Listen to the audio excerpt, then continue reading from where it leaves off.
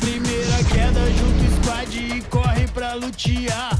Faz o ruchão do imba e acorda pra matar. Descarregando pente no frente, tu foi solado. Distribuindo o kill, a vitória pro nosso lado.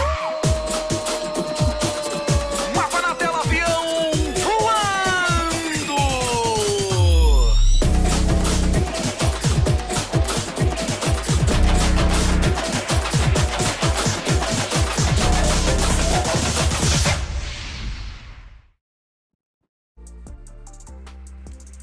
And welcome back to the PUBG Mobile Pro League Brazil. And as always, I'm joined by Frost. We're here back for day number 3 of the very last day of the qualifiers here, Frost, and we have to find our final 16 teams for the final league weekend. How are you doing, my friend? I'm doing fine. I mean, we had a little bit of a break, right? It's been a few days. We had to postpone this day a little bit, but we are back now. And, you know, this just means that we're going to have 4 days of awesome games in a row now instead. Yeah, exactly. We're going straight into the leagues tomorrow. So we're obviously very excited to find our final 16 teams. And it's actually extremely important here for us who those 16 teams are going to be, because they are about 8 or 9 teams that are actually fighting for those last spots. Our top 10, top 9 is pretty settled, but the rest are fighting for it. And it's going to be super interesting because our first 2 qualified days have been very close.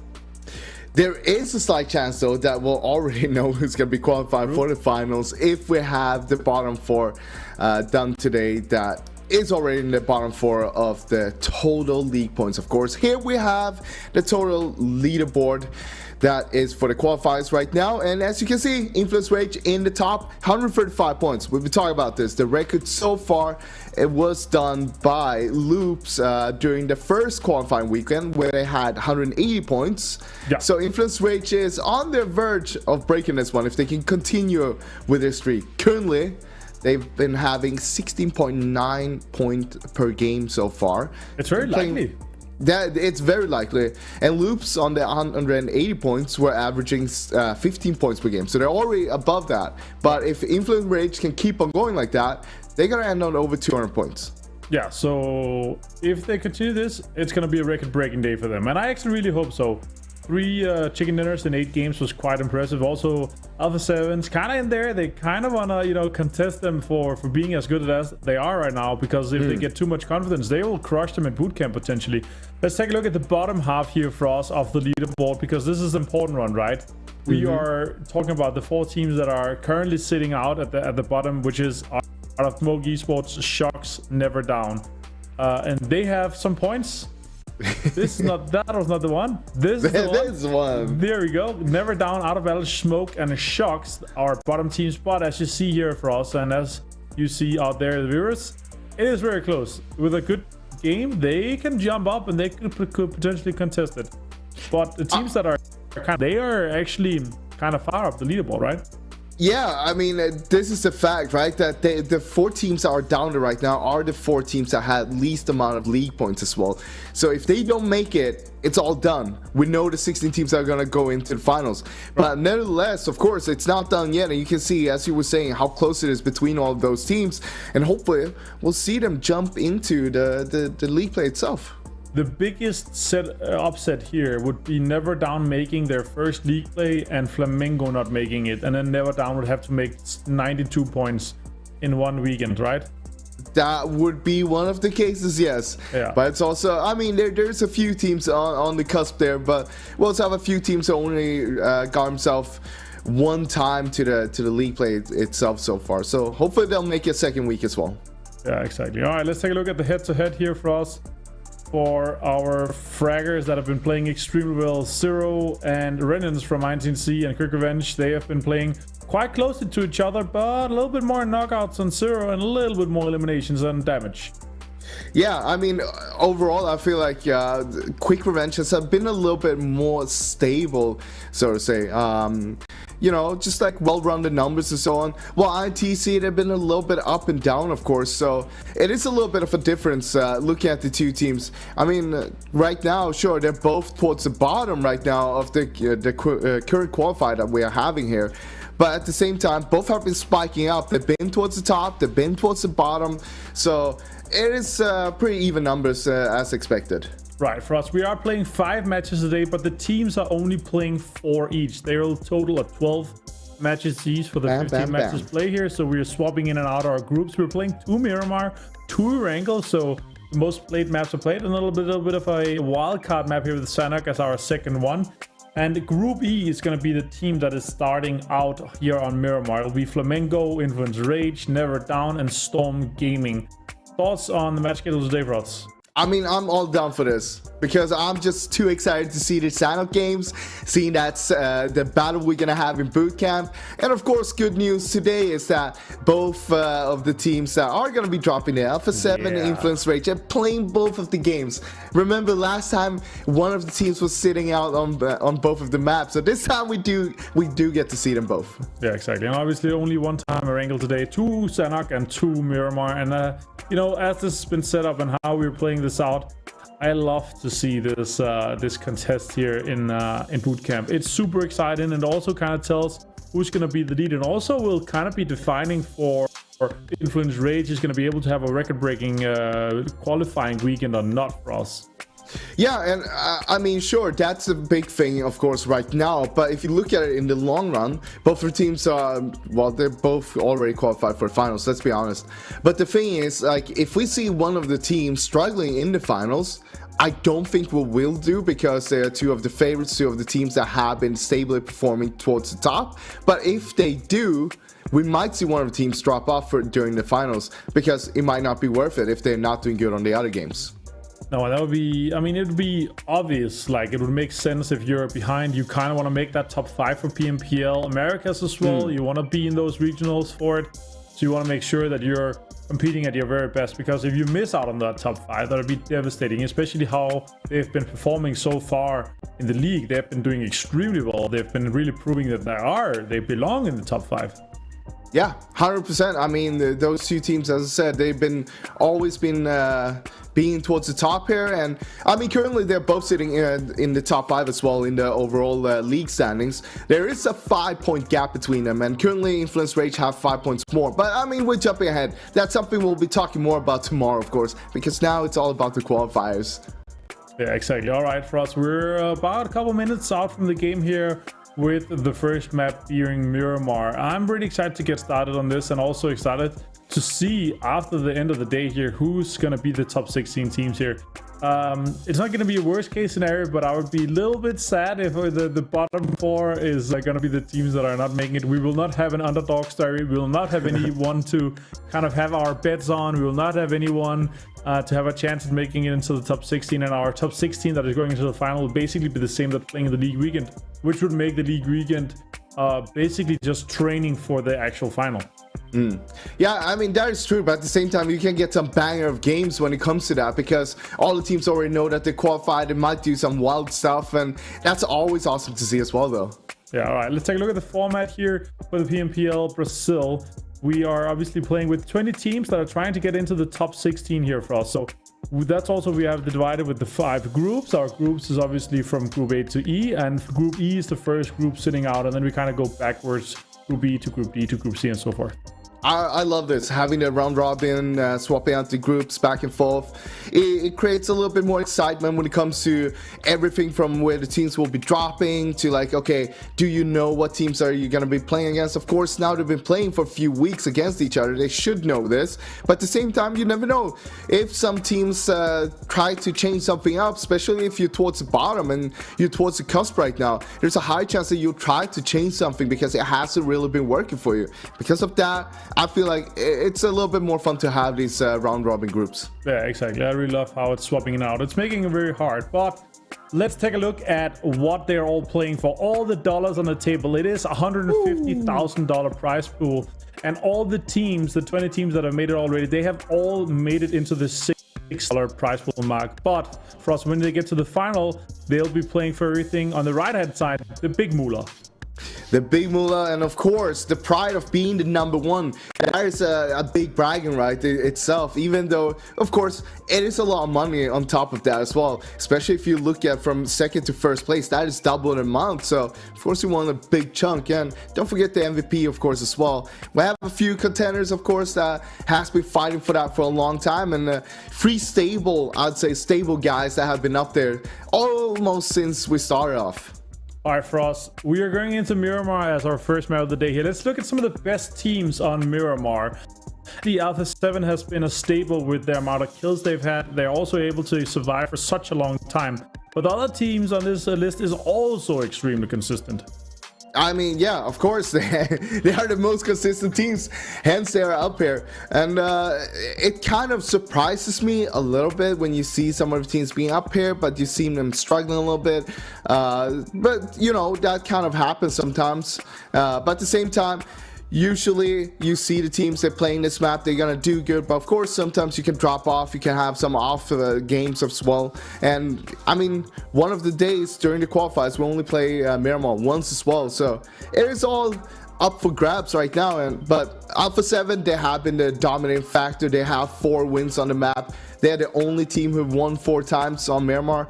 I think the closest team is Influence Rage, actually, with 3 wins. Loops, they have 2 wins, but they go out and they just kill everybody all the time. Yeah, exactly. And considering how they've been playing and also the amount of time they have survived for so long, an average of 21 minutes. Let's just talk about how insane that is, having such a high survival time here. An average of that's basically getting you into circle 7 every single on an average. Or you see 7 circle pop every single time, right? So it's insane that they're able to achieve these numbers. It just shows you how bad they are closing down the games. No, I'm just kidding. Of course, it shows you how good they are getting into the end game itself. A lot of times we have seen when they're down to just 1 member though, but despite that, 1 or 2 members is still able to actually contest for the win itself time after time. And that is something that is great to see, because sometimes you see them not getting all the kills, but you know, might be able to get the chicken dinner itself. Yeah, and for us, the absolute best team on Miramar is Alpha 7 here. Looking at the kills, looking at the damage, and the average that they put out, 6.9 kills per game on an average over the amount of games that we have played, and 1400 damage is absolutely insane. That is actually some crack stats if you look at it. And of course, that just means basically without any placement points, getting 7 points per Miramar game itself. And that is an average. You gotta look at how often you might just die out not getting anything, but then again you do so well on other games. The first day of the qualifiers, I think it was, when they had 11th place, they had 0 kills on that one. So that's the one you gotta do really good on the next game to be able to get that average back up. All right, Frost, the first team that is going to be winning a Miramar match on the very first game here, who do you think is going to be? Oh, that's a hard one. Okay, little bit of prediction here. A little bit of prediction. No betting yet. A little bit of prediction. I mean, the safe bet would be just saying Alpha 7, right? Right. But I'm gonna throw a curveball out there. Right, yeah. And I'm just gonna go and say, what about Arnold Souls? Okay, yeah, that's a good bet. They're also up there on our top 5 of the best teams on Miramar, of course. I will actually go with another curveball here. I think I will go with Brazilian Killers is gonna get the first Miramar win. I think that's a bit of a curveball as well. What do you think about that one? I mean, they do have 2 wins on Miramar. That is the only 2 wins they've had so far in the league here. So, I mean, I'd say the chances are still there. And we see them performing really great this qualifier so far. But there has been a little bit of a break. But hopefully they can keep that momentum up from the past 2 days that they played in the qualifier last week. Yeah, exactly. And obviously, now that we're starting the games today and we kind of have this bottom 4 settled a little bit, I am rooting for the underdog all the way today here for us. I want to receive to have a chance to make it into the league weekend here, to have a chance to actually try to go in and defend their spot or try to steal a spot away from some of the teams that have been doing really well so far. Yeah, I mean, except for the teams that is in the bottom, of course, right now. We have a few teams that is kind of on the cusp, I'd say. Teams like Brazilian Killers, Intense Game, Ground Zero Mercenaries. Those 3 teams, they only qualified themselves once to the league finals, so they're gonna be playing the second one. If they qualify, that is, but they should be.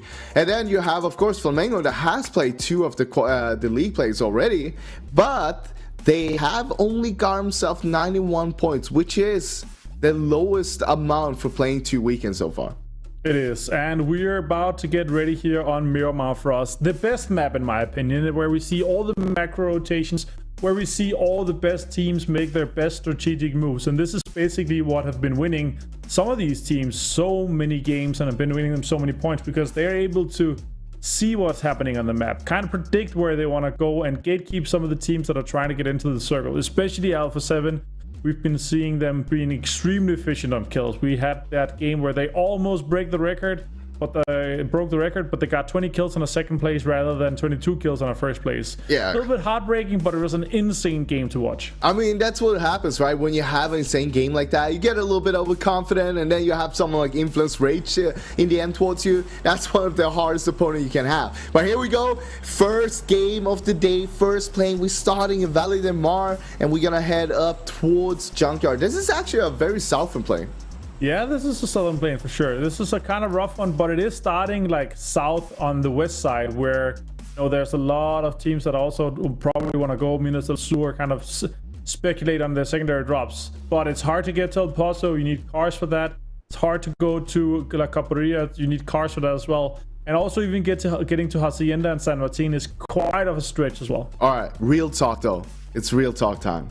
All right, bedtime. Oh yes, I thought. Okay, so I picked the team from last weekend. It's 2-2 from last weekend. You start. I'll pick a team, and you pick the amount of points that they're supposed to get in this game. Okay, let's just be completely agreeing on the rules here. The guy that gets the closest to the points wins the round. Okay, sure. All right, cool. All right. Now you pick the team. I'll pick a team. Now, since you said Brazilian killers are gonna win this game, how many points are they getting? Ooh, that's a good one. And 15 for the win itself. Remember that. Waiting for first circle pop. Oh, that's a circle and a half. That's a Wait, they do have a circle though. It's a hard circle to predict, honestly, here in this situation. I mean, they have a circle. Look at them. Okay. So I will say, I think they'll get 7 points. What? You just said they were gonna win. That's 15 points. Yeah. But I'm betting on two horses. No, you can't do that. No. That's not how it works. I mean, I'm just. So you don't believe in them anymore? Yeah, I do believe in them. But it's been 2 minutes and you already lost the trust. They got the circle. No, listen. This is the reasoning behind it, right? So you can't safe bet like that. If they win, I will look super smart. If they don't, and I win the bet, close to 7 points, then it's good as well, It's a win-win scenario for me here. No, it's not. It's not a win-win scenario. I said 7 points. Up to you. What is your bet? Wait, you say, you actually saying 7 points. I'm saying 7 points, yeah. Right, okay. So, since you don't believe in them, I'm going to believe in them. Okay. And since you're saying 7, then I just got to go over under that. So, I'm just going to go over that because I still think you might be correct. They might be winning the game. Even if they don't, they're probably going to get 8 points at least. So, I'm going to go 8. Okay, 8 points. Great. So, if they get 8 or above, you win. If they get 7 or below, I win. And we're doing 5 rounds today. Starting first time here. And the next one, I'll be starting bot. Ground Server mercenaries are spotted out of battle. And out of battle, I don't think they have any guns. It's literally just Metusum shooting them with a Tommy gun right now. They have micros, but this is on the eastern side, outside Puerto Paraíso. So they probably all just like basically landed there. But as you can see right now, we have 3 teams in Los Leones as well. Oh, Metusum getting their first knock on Patrick. Now we got ourselves a game going here, and some early battle. I did not expect this, honestly, but look at this. He's looking for one. He gets the second one. I think you're correct. They don't have any weapons. They don't have any armors. They don't have any helmets from the look of things. Exactly. Metusum, a little bit of pop in here. He could get the flush. Maybe go out early. That would be unfortunate for Out of Battle. Out of Battle is one of the teams that need to do well. They're currently bottom 4. It looks like he's going to get flushed here. That's a point guaranteed. It is a point guarantee for Ground Server mercenaries that are one of the teams defending their position for us. They have 92 points. Out of Battle have 86. So if both of them make it into the grand final, which could be, could not be, then they're another team that is kind of in a rivalry directly. Smoke Esports, also another team that are fighting for survival right now. They need to get into that top 16. Right, so since we're talking about these teams right now, let's talk about their points and where they're currently sitting on the leaderboard. Smoke is currently sitting with 29 points on the 19th place in the qualifier here. They have 4 more games. This is going to be one of the 4 games that they'll be playing today. And we think that the cutoff will be around 60 points. That means they're halfway there. Right. But they played 2/3 of the games already. So they need to step it up today if they want to make sure that they qualify for the league itself. And that goes, of course, with our battle as well. Just 2 points ahead of them. And this is going all so far of battle right now. That's the third play that they've been losing, I think. Yeah, that is not the way to start for out battle here. Guns and Mercenaries starting out with 3 points, though. Good for them to kind of defend. Here we go. Their current The 8-point team. The 7-point team rotating into the circle. I mean, you don't believe in them. I think that they're gonna win the game. They're gonna get more than 8 points, they're winning the game as well, but I think they won't get 7 points over. And you're saying halfway there, I'm saying living on a prayer, and Brazilian killers are definitely not praying right now. They are fine. They have gotten quite a lot of points throughout their weeks. They are 100%. They are also through to the weekend here. I feel like they've gotten so many points that they're already qualified. So an 10-point weekend, which was actually above what most of the teams have been able to accomplish so far. So they're looking very good. Gustav and the boys have been performing quite impressively. And with this first circle here, they're going to have a ton of confidence boosted. Smoke, taking some shots at Quick Revenge. You got to look at it from Brazilian Kills perspective as well. Like the first weekend of the qualifiers, they did not make it to the league play, so they only got 18th place. Did not qualify for the first league play. And as you're saying, the second week or second qualifier, they did qualify and they got 110 points, which ended them on that league weekend on a 7th place, which is impressive considering what they're up against. And now currently sitting on a 5th place here overall coming into today with 70 points. They should they should be more than fine. Since we think the cutoff is going to be on 60 points, they're already ahead of that. So this is just training for them right now, just pure practice. Look at this beautiful overlay here for us while we see the teams rotating in. The furthest team away right now, Alpha 7, coming into the circle. Gustav still alone, center circle. Pretty good spot. Kind of like the compound that is in, but it could swing many other ways. Very congested south and around Los Leones for us. I see 1, 2, 3, 4, 5, 6 teams with another one of the members from Out of Battle. So 7 teams super close to each other there as well. Yeah, it's Pardal is the last man standing there. I wonder if he's going to get away or if Loops is going to try to chase him down. But look at the right side of the screen right now. You have the top killers. But of course, it's also the top 3 there was the MVPs that we have currently in the top, and we'll have to see how they do because, as we know, Mythic has been dropped off a little bit, and now Rise is actually losing Rafinha straight away, but Mythic is still there. The big question is, how many nades does he have in his backpack? That is the big question indeed. Hopefully a lot. 8 boosters, 2 pain.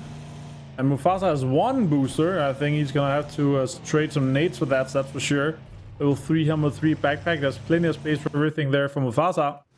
So these guys are going to be fine. Obviously, Alpha 7, slow rotation. When you are in El Paso in a circle where the plane, it starts over Val del Mar for us, it's going to take a long rotation. They're going to have a long time looting, and they're just accepting that they're not going to be one of the teams first in the circle. So they're going to be playing edge this round.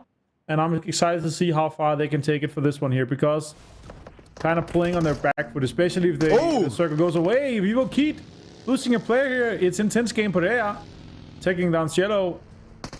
McGrillen spots out Rafa and actually takes a fight straight. Paya and Sus Boys is out here. Nades are coming out. Let's see. Underhand. Nope. Just throwing it. Oh, fight's coming in. UMP in hand. Oh, gets the Paya back as well. Insane shots here from McGrillen. Rafa is still like very far back in his vehicle, driving up, trying to get some help here to the boys. Of course, they already got themselves 1 kill, and as we can see, McGrillen is a little bit low on HP right now. Another nade flying by, but it's not gonna be enough. Close, but not close enough. Diego, Diego is actually bailing off now. Yeah. Adrian though, he's still around here. All right, look at this. Pushing right now. Yeah. Adrian has to kind of defend this. If he gets a knock, it could be big. It doesn't get one on Perea. Oh, he does get one. But he's so low. Pushing Adrian, and that is a push that is well played by Rafa. Now flushing a little bit now. Taking Diego. Oh my god, taking Diego to half HP as well. Good shots by Rafa and a good execution here by Intense Game. Yeah, Diego says, I don't want any more of this. I'm just going to head out to the circle. Have fun, boys. But meanwhile, of course, that is good for an intense game with the two. Well, that will be 3 points on the board once they kill Adrian. He is still just knocked there. They did playing around with the food. Don't play with your food. Yeah. Here we go. All right, out of the game, and the points are on the board, and all the loot is in the box. Okay. Soon it's gonna be in the inventory. But we do have a new circle. It went west, southwest. A hard shift. Brazilian killers. Straight on top of there. You don't think they'll have more than 7 points? Imagine that. I am confident that we're not gonna see them have more than 7 points. Right. That's facts. Imagine we had a 2-2 tie from last weekend, and now we're sitting here with 5 rounds. I mean, and the ultimate winner will be decided.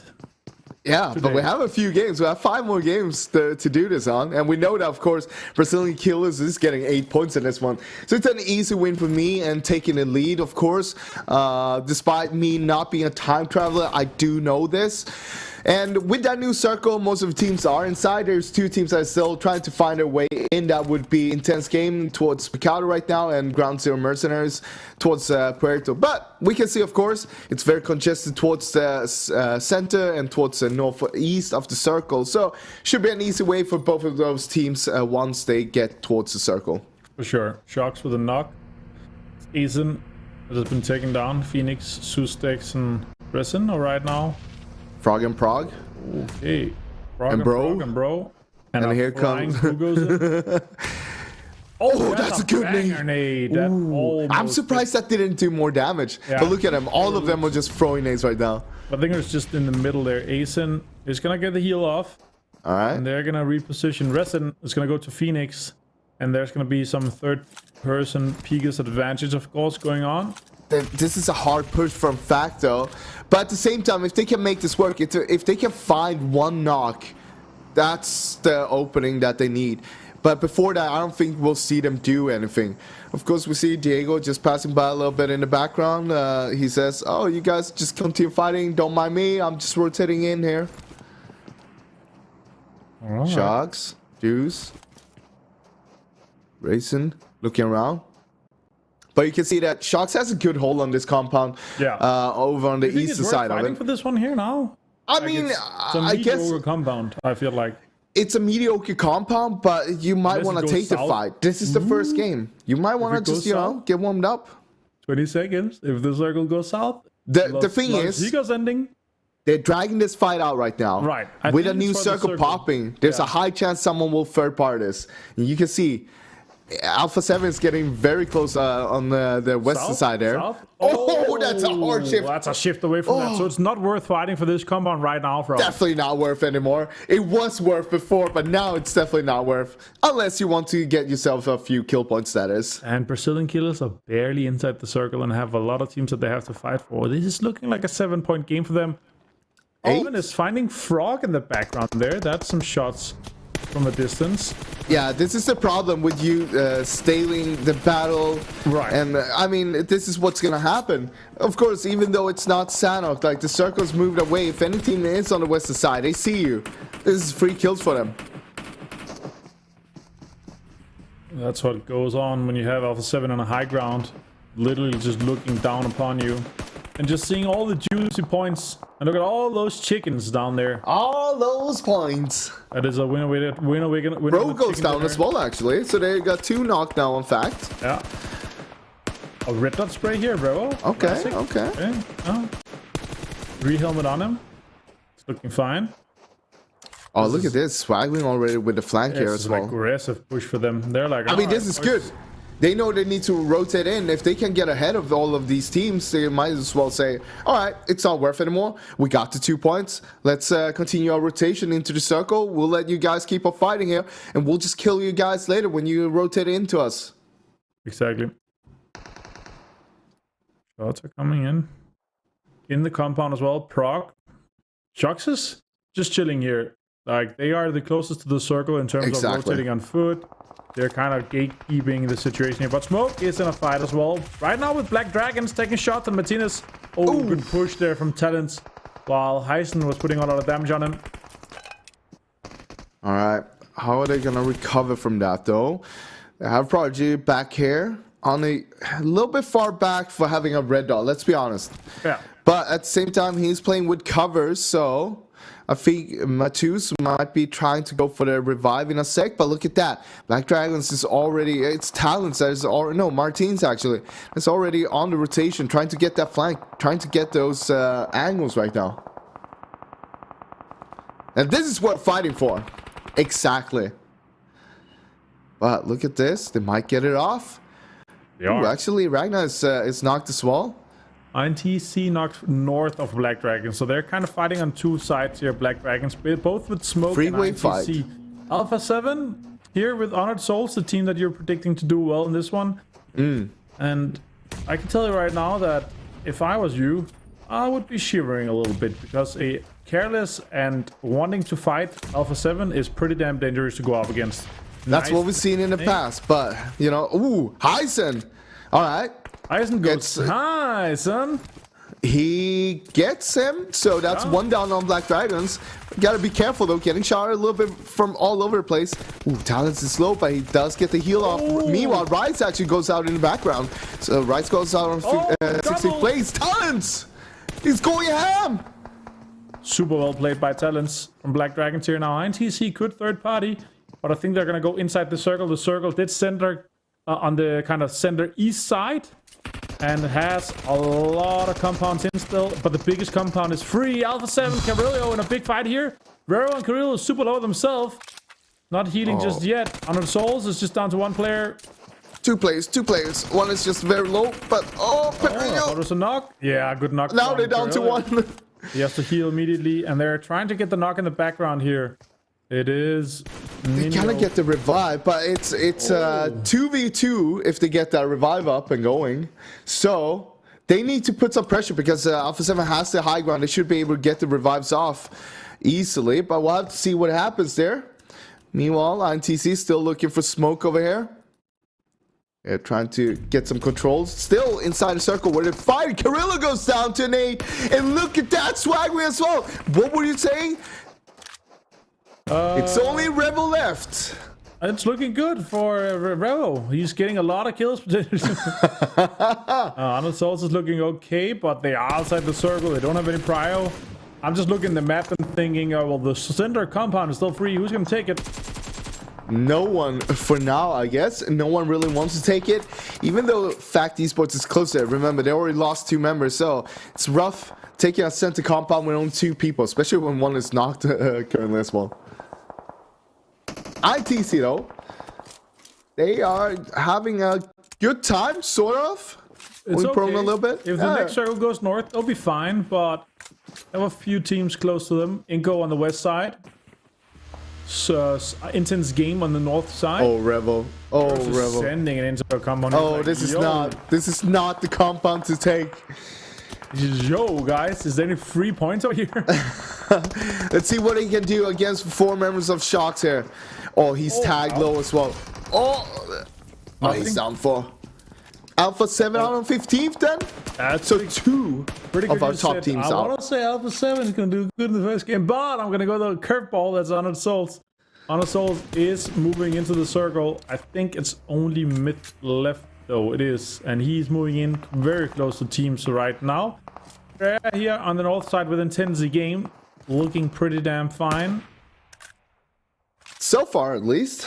We'll have to see what happens. The next circle will be a big bloodbath. Not like we didn't have one right now, but next one will be even more of a bloodbath, considering how small the circle is going to be and how many we still have alive right now.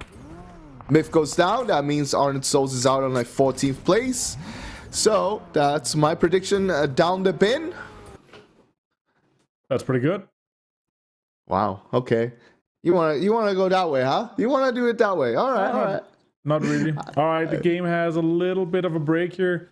We'll see if we're gonna be able to get back to the game here. But it is for sure your pick here that's out on first. That is pretty good for me, both in terms of my prediction, but also in terms of if they get 7 points, if they get 8 points. I mean, everyone knows my predictions are bad anyway. It's all about the bets. The bets is what matters, and I'm gonna win that one. So we'll just have to wait and see if we can get back to the game and what would happen then. But of course, for now, a little bit technical difficulties. That happens sometimes. I see on the map stream that our fighters and our players is still going on here, so I think the players are continuing. Oh, we're back. We're back. Let's go. Brazilian killers. They're sending in. Circle. Oh, circle popped. It's kind of center, a little bit east again. That's the only thing you missed so far. Nothing else has happened, basically. All the teams are trying to make their way into the circle. Brazilian killers are now in that previous center compound that was totally free. But there is another free teams there as well. All right, let's see what Shocks is capable. No, 06 actually takes them down. Official 6 takes Risen. Oh, Hideki gets a kill on Sustix. And Asian now. The farming begins. No. They're gonna be fighting soon here. Groundsir Mercenaries is in a fight. Let's see how far Brazilian killers can take this. If it's a winning potential game point game, we will see. All right, Netos. Oh, Netos. Oh, he's not going for it. Okay, yeah. Chilling Brazilian killers. Oh, down no. To 1, down to 2. Just Maya and Hideki. Maya left. Wait, yeah, Hideki as well. But they're low. Oh, Hideki goes down. It's just Maya left. Not looking versus 3 members here. Oh, and he goes killers out, and they only got 3 points. That is something you hate to see if you're a Brazilian Killers fan, but it's something you love to see if you said they only get 7 points or less in this game. For us, that's a 3-2 to me. I guess it's a 3-2 to you, but yeah, that's because you are a time traveler and you already know the results. No, I know how to time travel. This is live game. That's the first thing a time traveler would say. That is true. Yeah, that is true. Alright, here we go to low end. This is trying to get some nade kills. Look how many people's alive. This is actually quite a lot it's of people insane. in such a circle here. Ground Zero has 9 kills, by the way. Yeah. They've been fragging out. They've been doing so well. Farming. 9 points with only 1 death. Pardo also trying to survive a little bit. 10 teams, 9 teams still left alive here. A few teams just died as well. Black Dragons go out here in 10th place. And I have a lot of teams with just 1 player left as well. INTC, Art, and Fact are down to just 1. The Fact just lost another one for us. Oof. We're down to top 8. Top 8, 22 people left alive. We got ourselves a new circle. It's gonna kind of go a little bit center slash western circle. But what we can see is that INTC is still in it. And it's not a hit. Come on. Get it, son. It's not every day you get to see Toiko with a scope on his guns. Nope. Usually it's a red dot. Transformation of 10 kills. And look at this. 1 nade here. Woo! That would be juicy. That's a lot of points in 1 nade. I think they're pretty far away from you. Yeah, they are. Yeah, they're on the northern side, but at the same time, need to make their way in. They have a lot of control on the north side of the circle for us, and they have 4 guys alive. Yao backstabbing on the other side as well. Loops here in a pretty decent situation as well. 4 guys alive, 4 kills. They're on the southeast side. They have to fight into the circle, though, towards Smoke and INTC, though. Yeah, and our battle goes out on 7th place. One of the teams that we're chasing, and they had a rough game, let's be honest. They started off losing 2 free members. Here we go, Toiko, keep on pushing in here. Prodigy, what can you do sitting in that shack, though? What can you can't get 1? Can't get the flush? No. It's gonna heal up, but look at this. The push is coming. He can't get the heal off. They're circling him directly here. That's the right move, though. Yeah, that's 100% the right move. Down to top 5 for us. A lot of teams with a lot of players alive. INTC snaking, trying to survive as much as they can, though. Now Pereira is taking fight here with the guys from Quick Revenge. Igor Sada and Lohan on the push, though. They're gonna heal, and then they're gonna reposition. Oh, nice shots coming in for Pereira through the smoke. Lohan goes down. Oh, nade coming in. Coming in from Higasada. Big fight between Intense Game and Quick Revenge. Paye taking a flank, it did not work. Lohan had that covered. Higasada and Zero, last 2 players left alive, are standing here for. Oh, that could be a banger nade. Could be a good nade, yeah. Let's see. Could be a banger nade. Could be a good nade. Overcooked. Does not connect. Didn't go far enough. He's gonna get the revive off, but look at that. Ground Zero, they're just behind it. They're looking for more. They are bloodthirsty today. 11 kills so far, 3 members up, and it's looking fantastic for them. Loops is trying to swing in there, trying to figure out if any team's close. And 06 is just trying to survive. He got taken down very low. And Loops are continuing the push for this one. Oh, shots coming in. look Rafa at takes that. another down. Can he find one more? Goes for the flush instead. Goes for the car explode. He goes out and pushes in with PMP. Finds They Rafa. know. No, he doesn't. He gets taken down by Boy. Oh, Now Rafa's Zero, looking last for man standing, I think. Yeah, Zero is the last man standing. Finds one. Does not find one. I lied. Zero is getting tapped a little bit in the feet. Do we have any nades coming in? I think they might be out of utility, honestly. But as you can see, Zero is in stuck between a tractor and a field. Yeah, so not a rock and a hard place. Nope. Not today. Loops is taking a lot of control here, and the circle swung on the south side of the road for us. Ground Zero is having a field day today. Let's be honest. Oh, nice shot by Zero. Okay. Gets the flush as well. Gets a nade onto Pereira. It's a 1v1. What just happened? What did Zero just do? He's just eliminating one by one. It's only Rafa left, but look at that. Rafa does get him in the end, though. But that was rough for them. Lost a lot of players there. Yeah, Ground Zero Mercenaries looking good. Loops looking good. It's a 3v3 on the south side. We have INTC with one guy alive, and Intense Game is probably going to get the rest off and survive. But they have to cross the road, and they have Ground Zero Mercenaries looking to collect the bounty. Yeah, and there's no crossing. Let's be honest. There is nowhere for them to cross there at all. There's a road. There's a road, yeah, But and they need to cross it. Yeah, that is true. But where do they go? Do they go to where Zero is? Because if you go to where Zero is, you're gonna get naded. I mean, currently, I'm actually surprised Zero has not getting naded by Loops yet. But look at that, they're crashing straight into him. They do get him, but at the same time, Pereira goes down, and the nades will just fly in from Loops now, probably. Depends.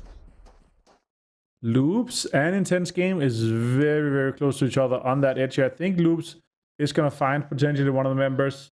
Oh, he did. They found him. He's gone. I see on the map stream. So it's just one member from Intense Game. And Rafa is going to try to make the most of it. 12 kills on Ground Zero Mercenaries. Loops is looking good. But this fight in this terrain comes down to what utility you have and how you can utilize it for us. I'm pretty sure that all of the teams are basically out of utility. I think Loops might be the only team that still has utilities. It's a 3v3. And yeah, now here we go. Down to 2 teams now. And it's a 3v3 here that we're going to be happening. Of course, Ground Zero, 12 kills so far. They've been fighting a lot. But look at that. All level 3 gear here for Pulsen.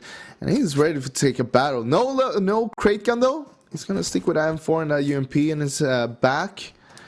Meanwhile, they do have the circle. They are closest to it. They're not inside, but they're closest to it, meaning that Loops is probably gonna have to move beforehand. And we can see that they also have a lot of free gear. A lot of level 3 gear for all of the teams right now. All of the 2 teams. Oh, good shots. Oh, he got found. So now Toiko, of course. Yeah, they have to push that. Oh, it's traded. Oh. Lucas. Great There's trade. another one. Trading again. It's only Duck left alive right now. Look at this. Toiko is pushing. Oh, that is deadly. Toiko, Duck does fine. Toiko doesn't lose an HP even. This is huge. He now only needs to find Cardosin. Oh, what will he be doing? Will he try to go for a revive? Cardosin's trying to stick it here. This is actually smart. Slowly. This is smart. But look at that. Nade in Duck's hand right now. Oh.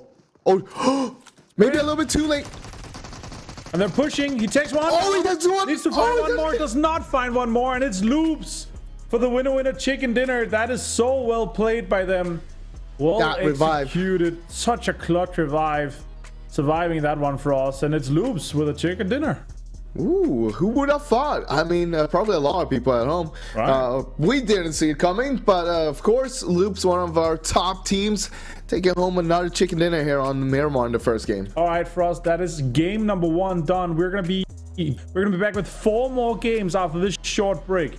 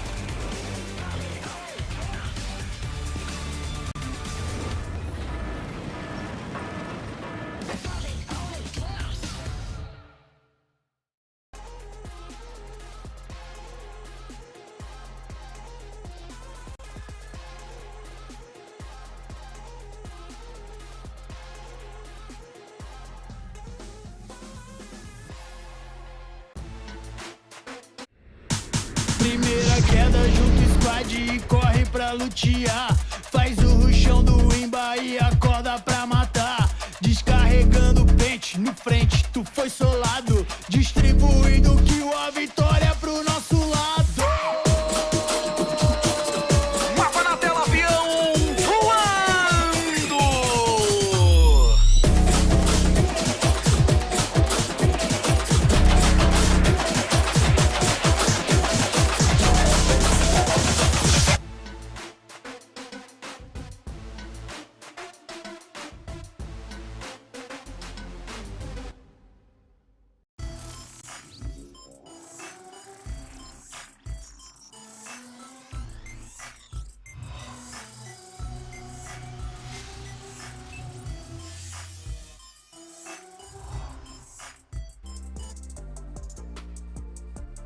Welcome back to the PUBG Mobile Pro League here. That was the first game of the last day of our qualification stage here to figure out what 16 teams is going to be going into that very last weekend here of that league play for us. That starts tomorrow after our 5 games today.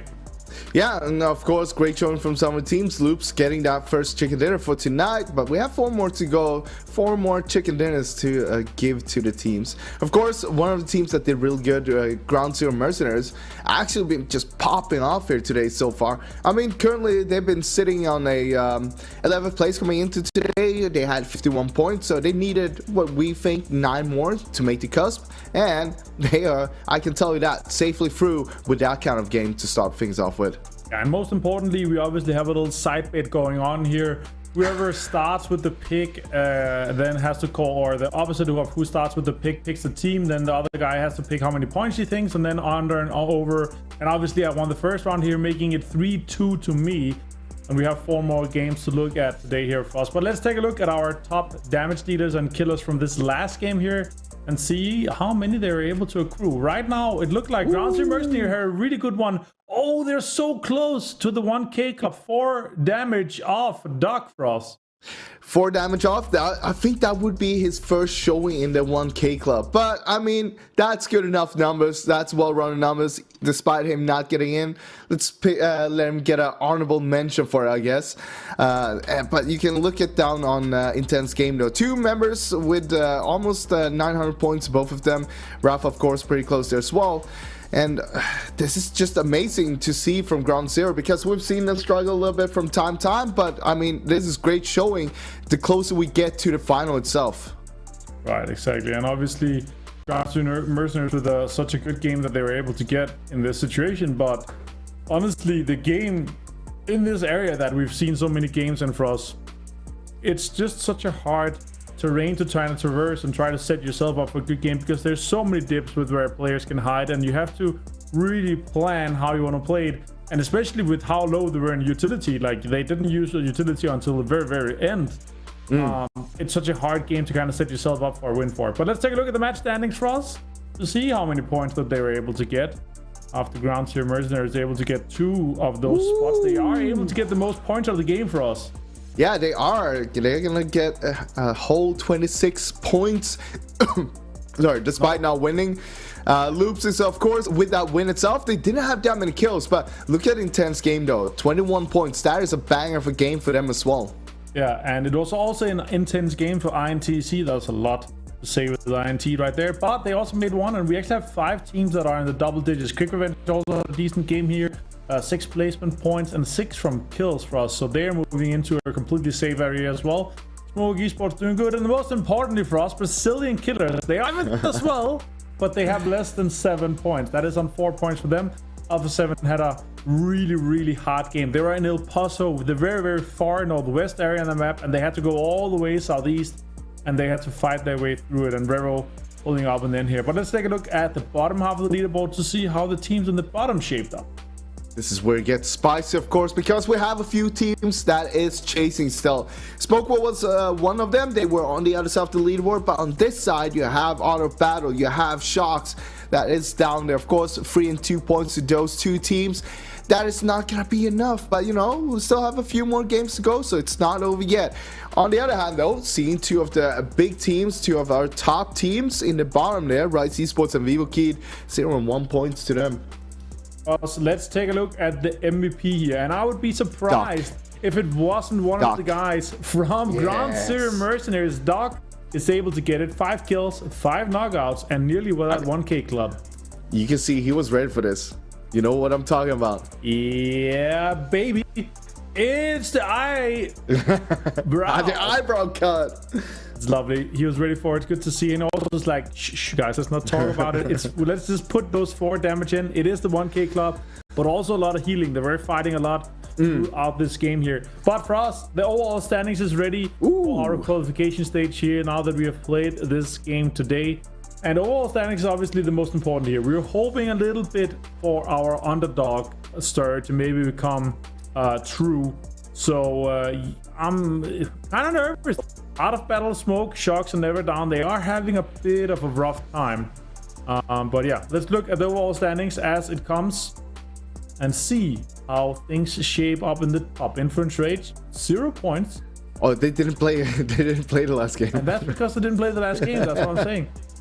But they are playing the 4 next consecutively, so they have 4 games to get 46 points to break the record that Loops has set in the very first qualification weekend. But it's pretty cool to see that they have only played 8 matches and they're quite far ahead of the leaderboard for us. Oh yeah, 100%. I mean, it's super impressive to see that they've been able to rack up that much points in only 8 games, averaging 16.9 points per game. I mean, that is just insane. Sure, right. 15 is like a lot. Now 16.8 so far is even more. Yeah, that's more. All right, Brazilian Killers, they have made it across that 70-point marker there. They are sitting on 74, so they're completely fine for us. Yeah. They were one of the teams that we were thinking, if they don't make it, they could be kind of on the cusp. But now that they're able to defend their own position, I think they're completely fine as well. Ground Zero's Mercenaries, also one of the teams. So right now, I think on the bottom half of the leaderboard, it's gonna be extremely close. Ooh, all right. Okay. What we can say though is, of course, Never Down, they moved down a little bit, but they didn't play the last game there. You got to remember that. And same goes with Flamengo. So still a lot of teams trying to chase this, but look at this, like Rise Esports still on 48 points, and I'd say that's interesting. I'd say no one, maybe Fact Esports. Well, yeah, Fact Esports is the only one on this side right now that is safe for the finals. I feel like everybody else is still playing for it, and it surprises me to say a name like Rise Esports sitting here fighting for the way to get into the last league weekend. It's actually so surprising to me to see Rise Esports down here that I'm stroking the beard that I don't have. You know, the what is happening? Yeah. That is imaginable beard. Yeah, the imaginable beard. The beard that I'm never able to grow. But Rise here on 48. I mean, we want to see Rise go into the league weekend and go into the qualification stages here for us and absolutely dominate these teams and easily be in the top 5. You know what? I want to contradict you on that one. Right. What if we don't see them? I want to see them in the bottom 4 here now, because I want to see the bottom 4 teams move up. Anything though, no? Well, that's a thing, right? The Rise is already through for the finals. They're already one of the top teams. Okay, so in that regard, yeah. Yeah, so I'd rather see one of the teams that is in the bottom that is struggling right now, that's trying to make their way into the league and trying to get a lot of points, getting one of those spots. I get that. So for that sake, I kind of feel like there would be more interesting ones, because like Rise cannot be knocked off the leaderboard. They're already in the top 5, so they are out. So, but I'm just saying in terms from a actually number 2. Like, but in terms of like, we want to see Rise perform to the level that we know that they can perform, so we know that they are ready for our final where they need to be top 5. Like if they are not top 5, they are not representing Brazil for the PMPL regionals in Americas. What if they're just like, 500 IQ, just they want a weekend off? I don't see that happening. That's exactly what they want. These type of games and these games that we're seeing here is by far the best games that you can have for training here. So I don't see that happening. I think right now that they're just struggling a little bit in terms of the kind of the games are maybe getting a little bit too random for them, or they're just trying to fight too much. Look, yeah, but I respect that, They all know that, okay, we're able to get through to the finals, or we're already in the finals. Might as well, if they don't make it to the next league weekend that will start tomorrow, that means that they can take the weekend off, but they can also just look at what all the other teams are going to do, how they are preparing themselves for the finals itself, while they don't give away anything, and they can come up with new strategies against all of those teams. I like that, but they could also just take, like Monday, Tuesday, Wednesday off next week, and then be fine with that. But maybe it's all the Easter holidays and parties they want to go to. Maybe that's that. We'll see though. But we are about ready to get on with game number 2 here. The teams that are sitting out is Rise, Intense Game, Fact Esports, and Out of Battle. It is Group D. Now that we have our round robin groups swapping in and out, we are going to be playing Senak for the first time of 2 today. And we're going to be seeing Influence Rage and Alpha 7 Esports in the bootcamp hot drop, hopefully. All right, side bet. Who's going to win the hot drop? No, not a side bet. No. There's no side bet with that. I'll say Influence Rage.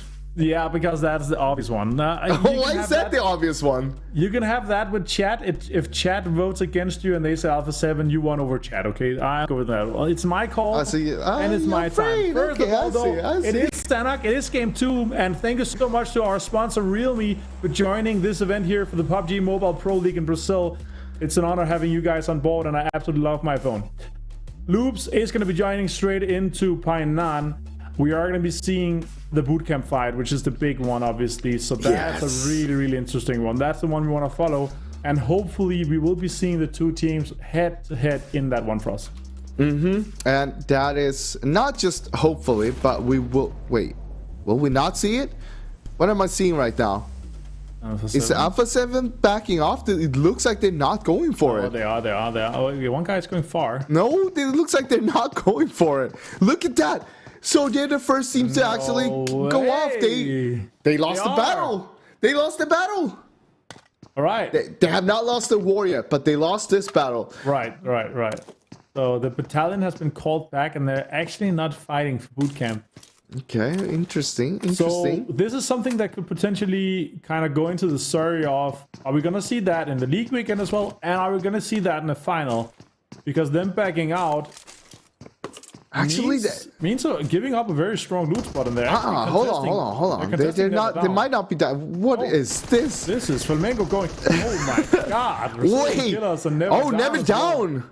Coming in here, first game of the day for them, getting a kill straight away on Brazilian kill is Maya. They're looking for more. Psycho, a little bit low, no helmet. He only got 4 bandages, so he's probably not going to bandage up yet. Trying to make that work out. All right.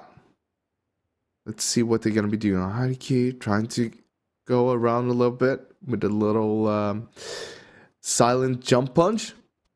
So, to talk back about the whole situation with bootcamp, what if, again, 500 IQ, they're just going to drop there another time when they don't expect it. But look at this, Enzo is pushing it now. They know where they have him. They're just going to go. They're going to go. Yeah, they're starting him down. Play. They're never down and not backing down. And that is it. This is what we like to see. This is what they need to get right now. Never Down needs all of the points they can get. Them dropping over here is not something we used to see. And of course, Brazilian Kills was not expecting that either. Now, look at things though.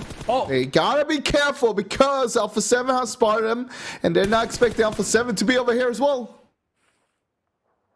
Okay, Aurelio with some poking at them. I'm not sure what I'm thinking about this drop spot here with Alpha 7 taking Tatmog and kind of the big compounds west of it. I mean, it's a decent spot, but it's not as good as bootcamp. But I guess they would just accept that they're kind of lost in this situation. Okay, let's put it this way, though. Who do we normally have here? Wait. It's Out of Battle. I am setting up a bed. All right. Let's go. Give me a team. All right. It's not going to be a... Come on. All right. INTC, how many points are they getting in this game for us? 5. Okay, I'm going with 6. All right. That's a pretty good point. Yeah, it makes sense from a mathematical perspective. But so, I mean, it's a pretty good curveball, I feel like. They're in an okay spot in the circle, but it's pretty hard to kind of squeeze points out of Senak. You really need like late game circles for that. So I think that's pretty good here. Now we see the Cybertruck moving in. Lovely skin. Ground to mercenaries. are looking pretty damn good. So, about bootcamp though, like what if Alpha 7 is going to drop back there sometime during the finals when Influence Rage might not be expecting it? Then there will be 4 free points for Influence Rage down during. No, like that could be a 500 IQ strat. Like if they're not expecting it, they're setting up a plan for how to fight them. They look a few more games. Right. How they're dropping when they're not contested in bootcamp. You get all of that information. You start working. All right, they always drop one guy here by himself. If we take that guy out first, then we got the upper hand. It's gonna be a 4 versus 3, and we just keep on pushing from there on. Right, I see that. I get that.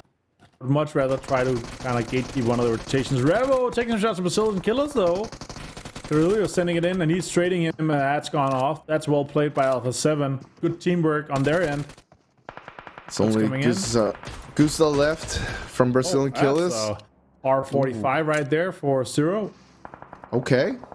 That is unexpected again, but nice to see for some of the teams, of course. Meanwhile, though, you gotta be wondering if you're shocked right now, how are you gonna recover from this? Look at our That's top a 5 rough kills one for us. How close it is. 125 for Rero, 121 for Federal, 109 for Mythic, 108 for Lil Boy, and Carrillo 2 points behind Lil Boy as well. Super, super close for that 3rd spot. 100% super close right now. And I mean, we'll have to see who's gonna take home the MVP. For now, I gotta say all 3 of them have been super good. But also, of course, all the ones in the top 10 basically has been super consistent and been very close. Yeah. Just looking at the map here, I'm thinking there's a lot of people on the south that have to get into the same kind of area if this circle goes north. Alpha 7 gatekeeping potentially 2 teams is Vivo Keyed and Never Down. Vivo Keyed is a team that is going to play passive probably though. We've seen them do that before. As long as they're in, they don't want to leave the island. They want to just stay there and wait and hopefully get the circle on top of them. For sure. But who knows? Can't say for sure yet. Alright, so Arthur's in. What is he gonna do?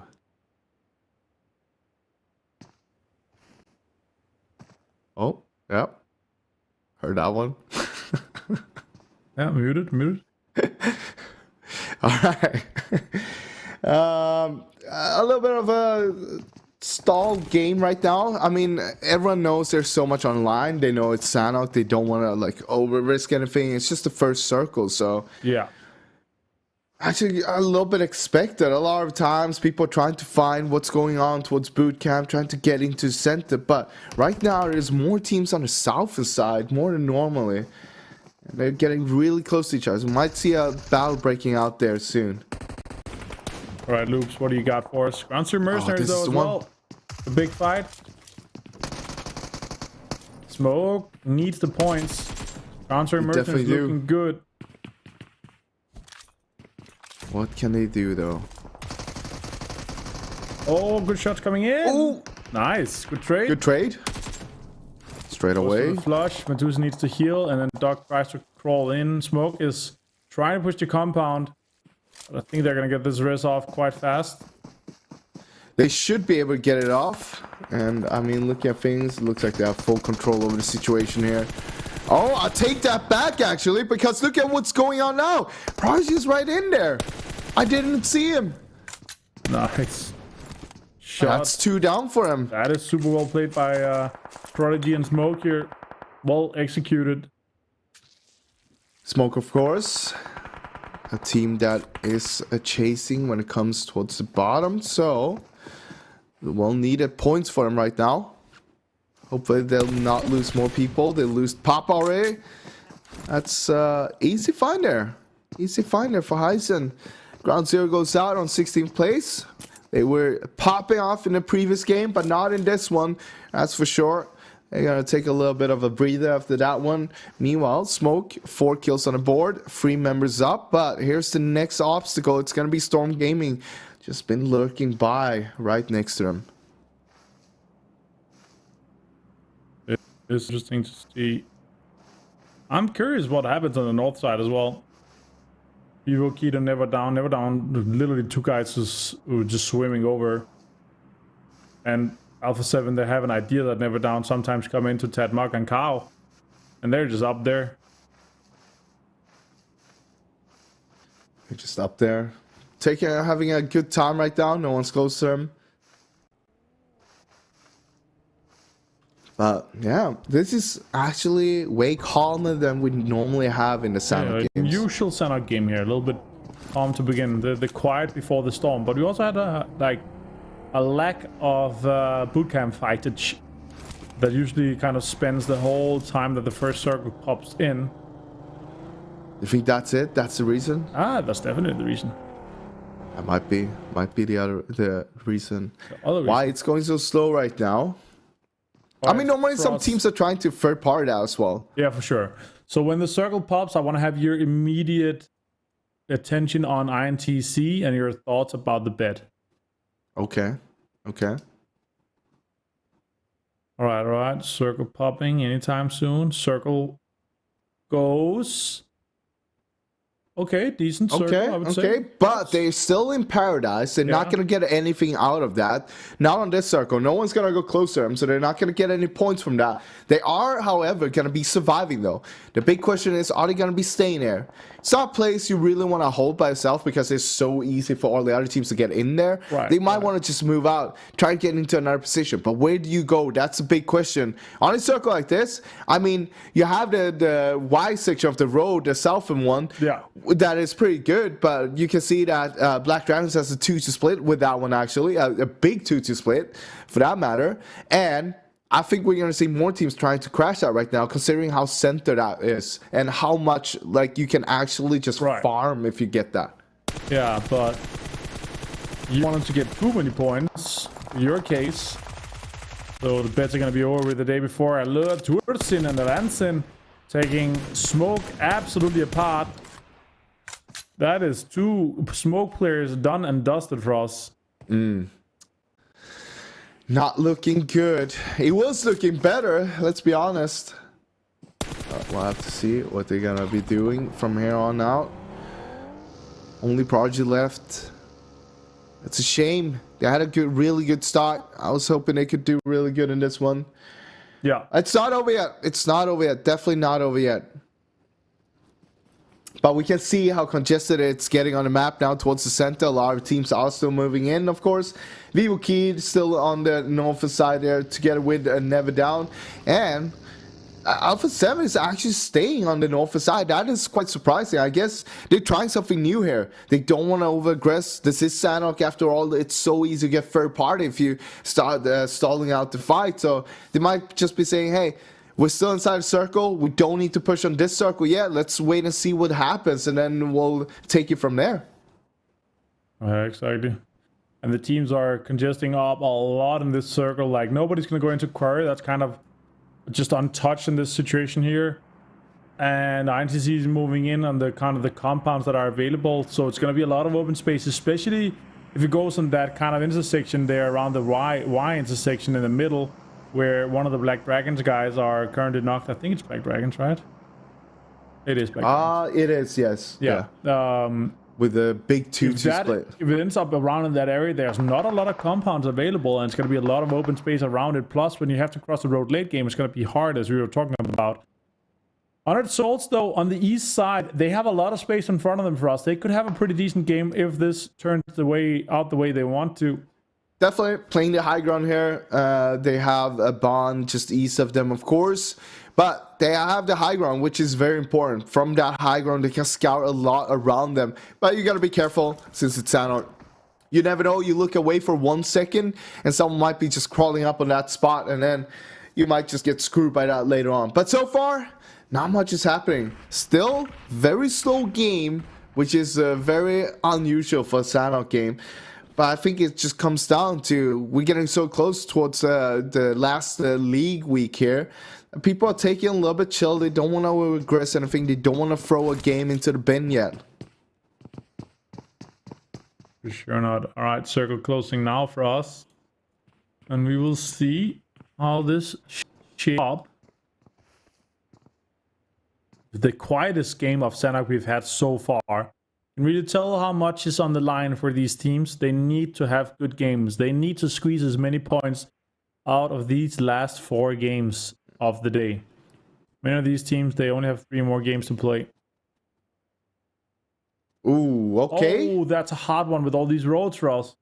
Look on the north side. NTC is still in. A lot of the teams are still in, but of course, I think the big one is on the north side, with a lot of teams still trying to make their way in there. Black Dragon is probably going to try to center up on that compound if they can send it to remaining people, which is Ragnar and Martins right now. Meanwhile, GZ God, he's going to be here.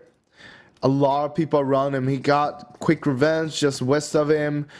Sharks were moving in on the southeast, but also Flamengo. Prodigy, last man standing for Smoke, is making a move as well. Far down on the southern side, you do have Storm Gaming, though. INTC haven't really moved out of the Paradise Resort yet, so that's kind of scary. Gustav with It's a good resort. They like to stay in there. Yeah, for sure. They need one Northern Circle for a decent game, which we would love to see, of course. I need the 5-point game. I need the 6-point game, yeah, or above. Or I need 5 or below. Apparently 3-2 to me. I kind of feel like it could be lucky. Yeah, a low. lucky. I don't know. Like, it could be a low point game for them in this one here, considering they haven't really taken any good positions. Gusta though, with a DPS, misses the first shot. Oof! Also, Adrian gets. Can he get another one? The DPS. The DPS. No, it's the one. DPS! It's the DPS. Oh, he gets straight on the ground. And he's found that Brazilian killers out. Just 1 point. They are fine, though. They have already in the 70s, so they'll be good. Cielo's going to go down, and Adrian is lost completely.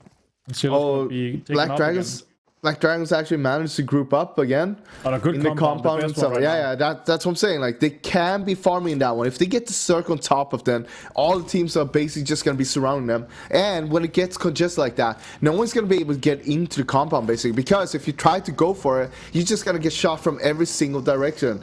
And, of course, from the team itself in the compound. So there's just no way to get in if you don't go now, basically. Of course, I'm a grillin'. And the boys are going to be having to moving a little bit more. They have Influence Rage ahead of them. INTC close to them. Here we have Honored Souls on the east side. They have kind of a hard situation considering they are on a kind of open land. And if they have to get closer to the circle here, they will have to cross a road with a lot of eyes kind of staring down their way for us. Shots coming into INTC. This is not looking good. Never down though. A player for us. I like what I'm seeing from Never Down, getting another point on the board. We want to see them get more. Yeah. They're chasing to get into their first league play so far. They missed out on the first and the second one. So, looking at things, of course, we want to see them go through. And it's been rough so far, of course, for them. But at the same time, nothing is written in stone yet. They can still make it. They need to have a record-breaking league weekend if they make it in, of course. But if they can do it today, if they can make it in today, why wouldn't they have a good weekend, right? Yeah, exactly. That's exactly my thought. Carillo finding Honored Souls. Long-distance shots here, a couple 100 meters away. Zero with the silence. Oh, look at that circle! That's a hard shift and a half going to the northwest. And right now, we only have 2 teams inside. It's Influence Rage, of course, why not? And Vivo Kid, 2 of our top teams currently sitting in there. This is scary for all the other teams. I don't know. Wait, is Influence Rage actually backing off from the compound? They are. Yeah, I actually don't like that compound either. They kind of want to get south. It is a big compound. It's hard to hold, but at the same time, I'd rather play in that compound than playing in the open. For sure. Alpha 7 is going to send it in.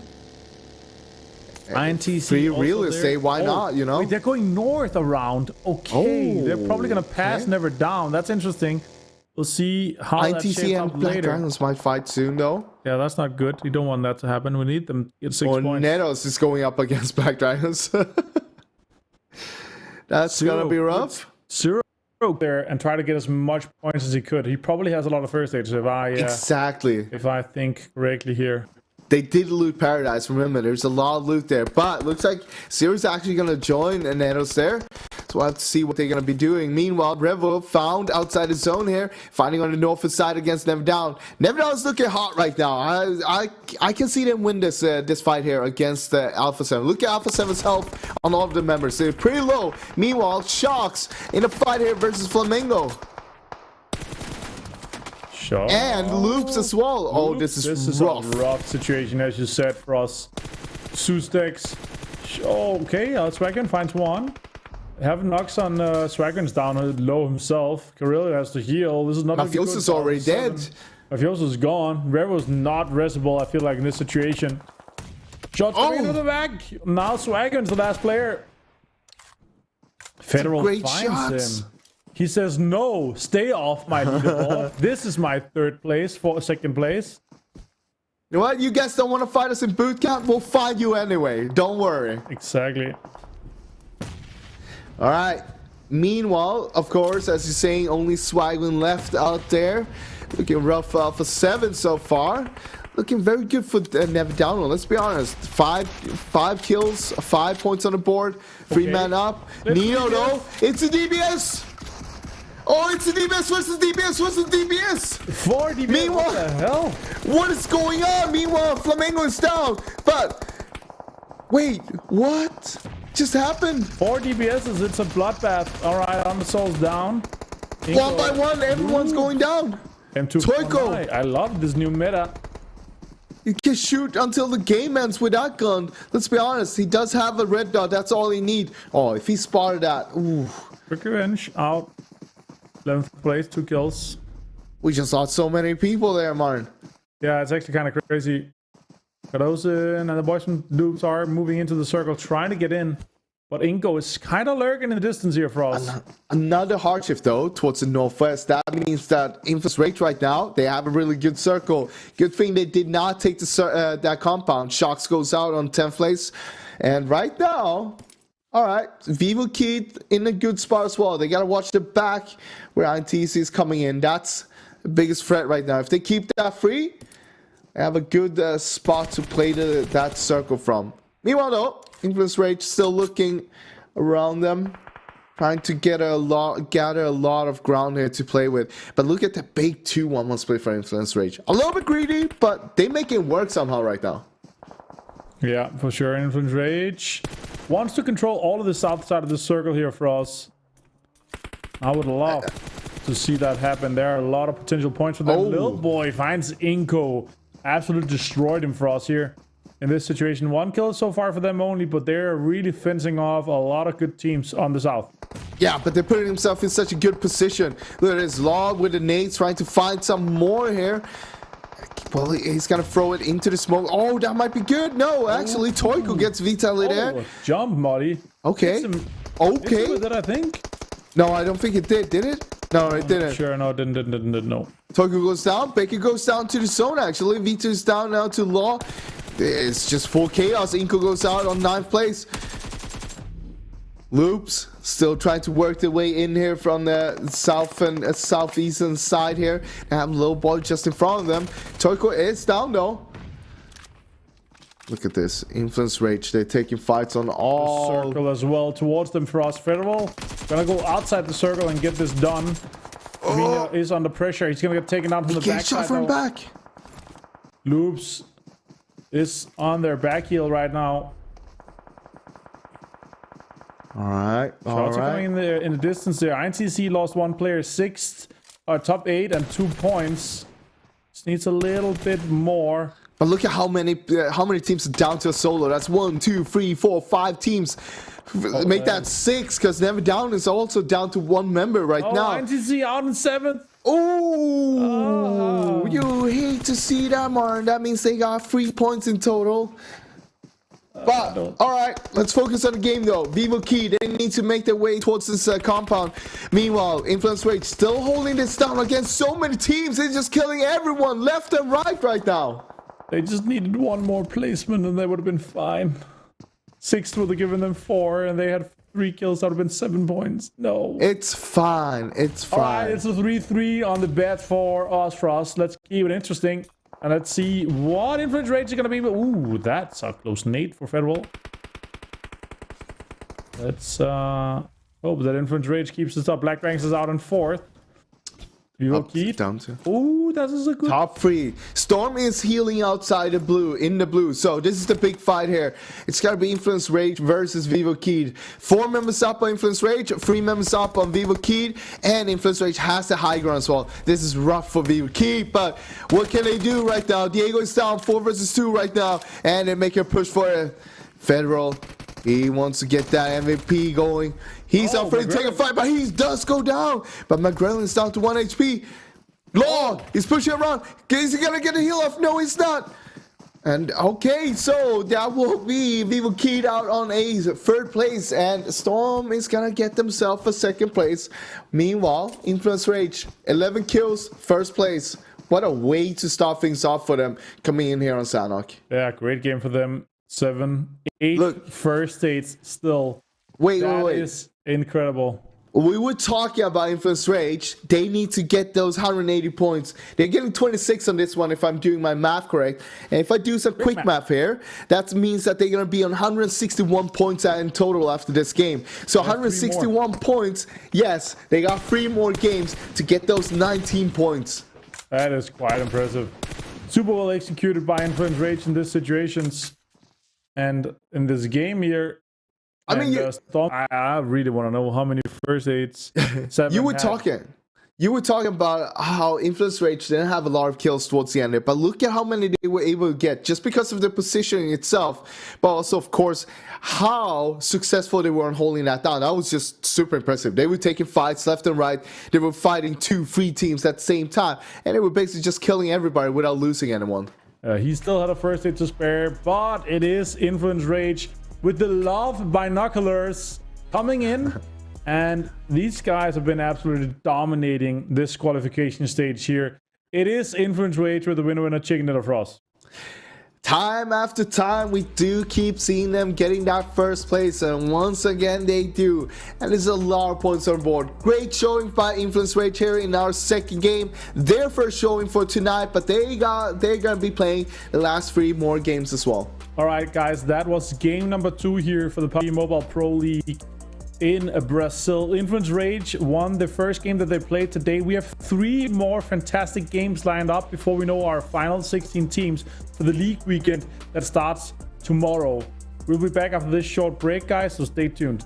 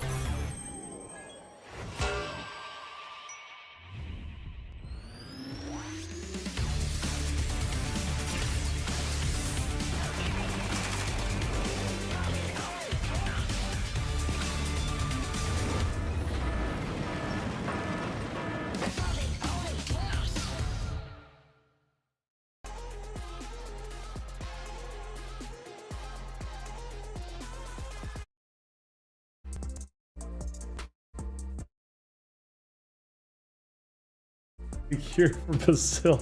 And of course, that was fantastic. I love that, guys. And of course, my name is Avenger, and I'm joined by Frost here. We are back after game number 2. We have 3 more games to go here, Frost. But let's take a look at our top damage dealers and killers for this game number 2 and see how that shaped up. It was very dominated by Influence Rage, and Federal actually manages to grab 2 of those spots here, Frost. I am not surprised at all seeing this, but one thing I do think that is standing out for me is how much we see Never Down up here. Look at Psycho. 500 damage, 3 kills. Sure, it's not a lot if you look at the numbers itself, but it's still them being up there, and that is an important thing considering that they are chasing. They're trying to get in there, trying to get into the league play. All right, let's take a look at the match standings from this one for us. And obviously, Influence Rage with the win that they're able to grab puts them on 26 points. But we have 6 teams on double digits because so many teams were fighting. 6 teams, that is a lot. Like, considering how slow this game was as well, it was a little bit surprising to see. But Never Down, 6th place, 10 kills, double digits. That's what we like to see, right? They're trying to make that push, and they might make it happen right now. This was their first showing for tonight. They're playing the last 3 games as well, so that is great to see. Of course, Sharks Esports, one of the other teams that is pushing himself towards it as well. They get himself 5 points, but they're on the right side of the leaderboard here. Yeah, and the bottom half of the leaderboard, obviously not that many points available considering we have that many teams that were grabbing so many, but actually surprisingly many here with the amount of kills that we see. Alpha 7 with 4, Inco 4, and Smoke 4 shared 9th place there. There's not that many. Flamengo, a team that needs to defend their place right now for us with 0. Not that good for them.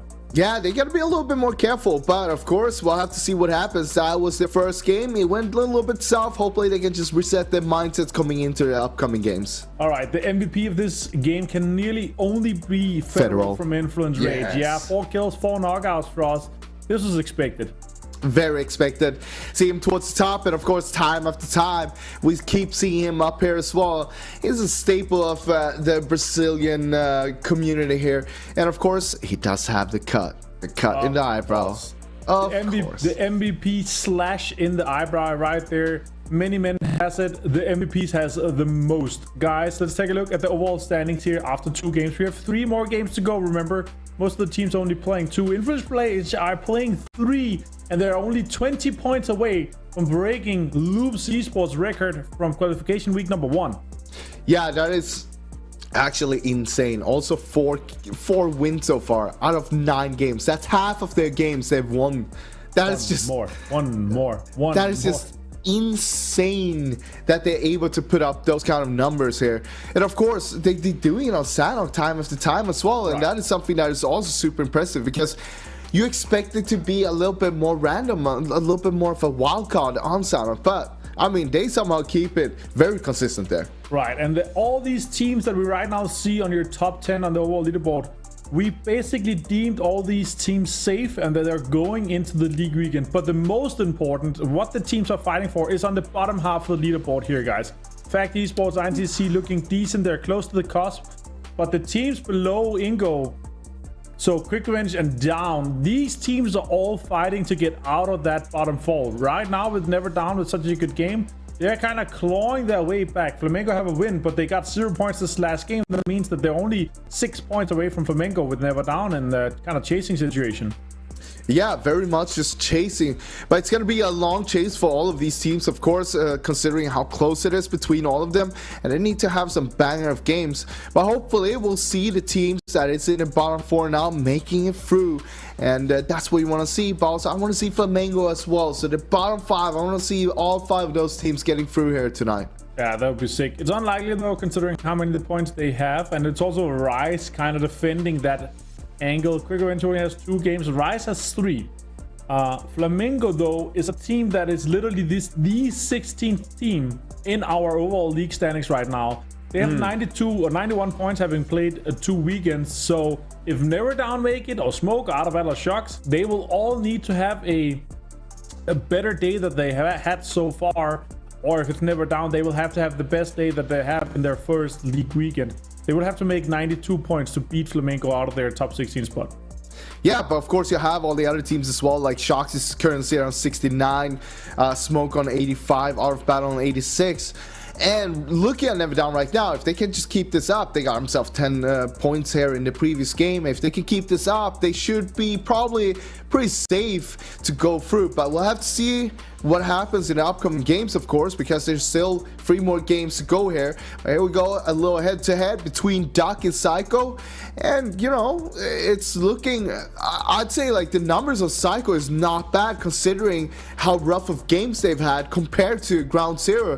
That's also been in one of the league weekends.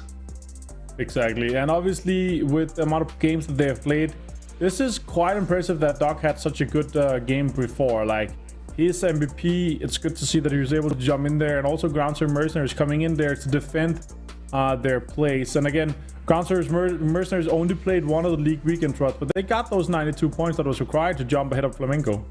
But that is, yeah, but that is also 15 more games than Psycho played if you look at Duck's stats. Right. So that is why, of course, it's going to be easier for Duck to have better stats. But looking at Psycho, he's been really consistent when it comes to Never Down. And like every time we basically see Never Down fighting, every time we see them somewhere on the kill feed there, Psycho has been part of that. Let's be honest. That he has been part of that. He has been trying to do his best on the carry part, but it hasn't just been enough yet. Not yet. But it's still a little bit further way to go, but still doable. All right, Frost, that was our MVP here. We are on April 14th here, Thursday. Erangel is our next game. We're going to be our halfway point. We're only playing Erangel 1 today, Frost. And I will remind you guys out there watching, it is Group C sitting over on Erangel on our 3rd game of the day. It is Black Dragons, it's Ingo Gaming, Shocks Esports, and Vivo Keyed Stars. Exactly, look at this, it's so fluid. It's almost like we've done this before for us. It's beautiful. Almost. And of course, now that we're only playing Erangel 1, let's take a look at the best teams on Erangel for us. And it is Loops, obviously, with their amazing performance on Erangel. Yeah, of course, we're not surprised to see that at all. But at the same time, you also have a team like Vivo Key that is going to be sitting out in the next game here. That is on the 2nd place there. Influence Rage, currently the team that is trying to push their way. Remember, they're trying to beat the old record of Loops. So 2 of the big names that is going to be playing. But look at the kills though. Like, it is insane. This is the top 5, and Inko is halfway basically to the other 2 on the top there, Loops and Influence Rage. And they only have 2 minutes less survived. Like, in those 2 minutes, they have killed 81 players more on an average. That is insane if you look at that. Look at that. 5.6. It's not as high as Alpha 7's though, Frost, on the 6.9, but 5.6 because they've played more Erangel due to the league. We are playing that in the league standings a little bit more, so insane to see. Yeah, exactly. As you're saying, we played so many more Erangel games that seeing 5.6 and on average here, it's actually nuts. Just think of the league weekends that we have. You play 15 games and only, what, 6 of them, so 9 out of the 15 games are played on Erangel. That means that they play so many more Erangel itself. Being able to keep up really high numbers, that is super rough, that is super hard, but Loops has been phenomenal in doing that. Right, Frost, so now that we're going into the only time that we're playing Erangel here, we can maybe set up a little side bet. Okay. Oh, you down for that? Yeah. I'm down for this. All right. So out of those 5 teams that are on the top 5 right now, you have to pick a team that is not on that top 5, and also a team that is obviously not playing. I'll remind you, Black Dragons, Ingo Gaming, Shocks Esports, and Vivo Key Stars is not playing. Wait, again, what was side bet? So you have to pick a team that you think will do well or win on Erangel here. Now that we're only playing it once, that was not in our top 5 of the best teams on Erangel. Oh, okay. It's kind of hard. Kind of here. I'm throwing a little bit, so you're gonna have a little bit of thinking time. Okay. I'll also throw in one. I have an idea, but I'll let you go first here. No, I'll let you go first. Go ahead. No. This is my side bet. I'm making. Oh, okay. Well, you know what? You can't pick the same one as me. Okay. So I'm just gonna go. I'm gonna try to go with a safe one. One of the teams have won most games on Erangel. They have 5 wins on it so far. They're one of our top 5 teams, and they are called Alpha 7.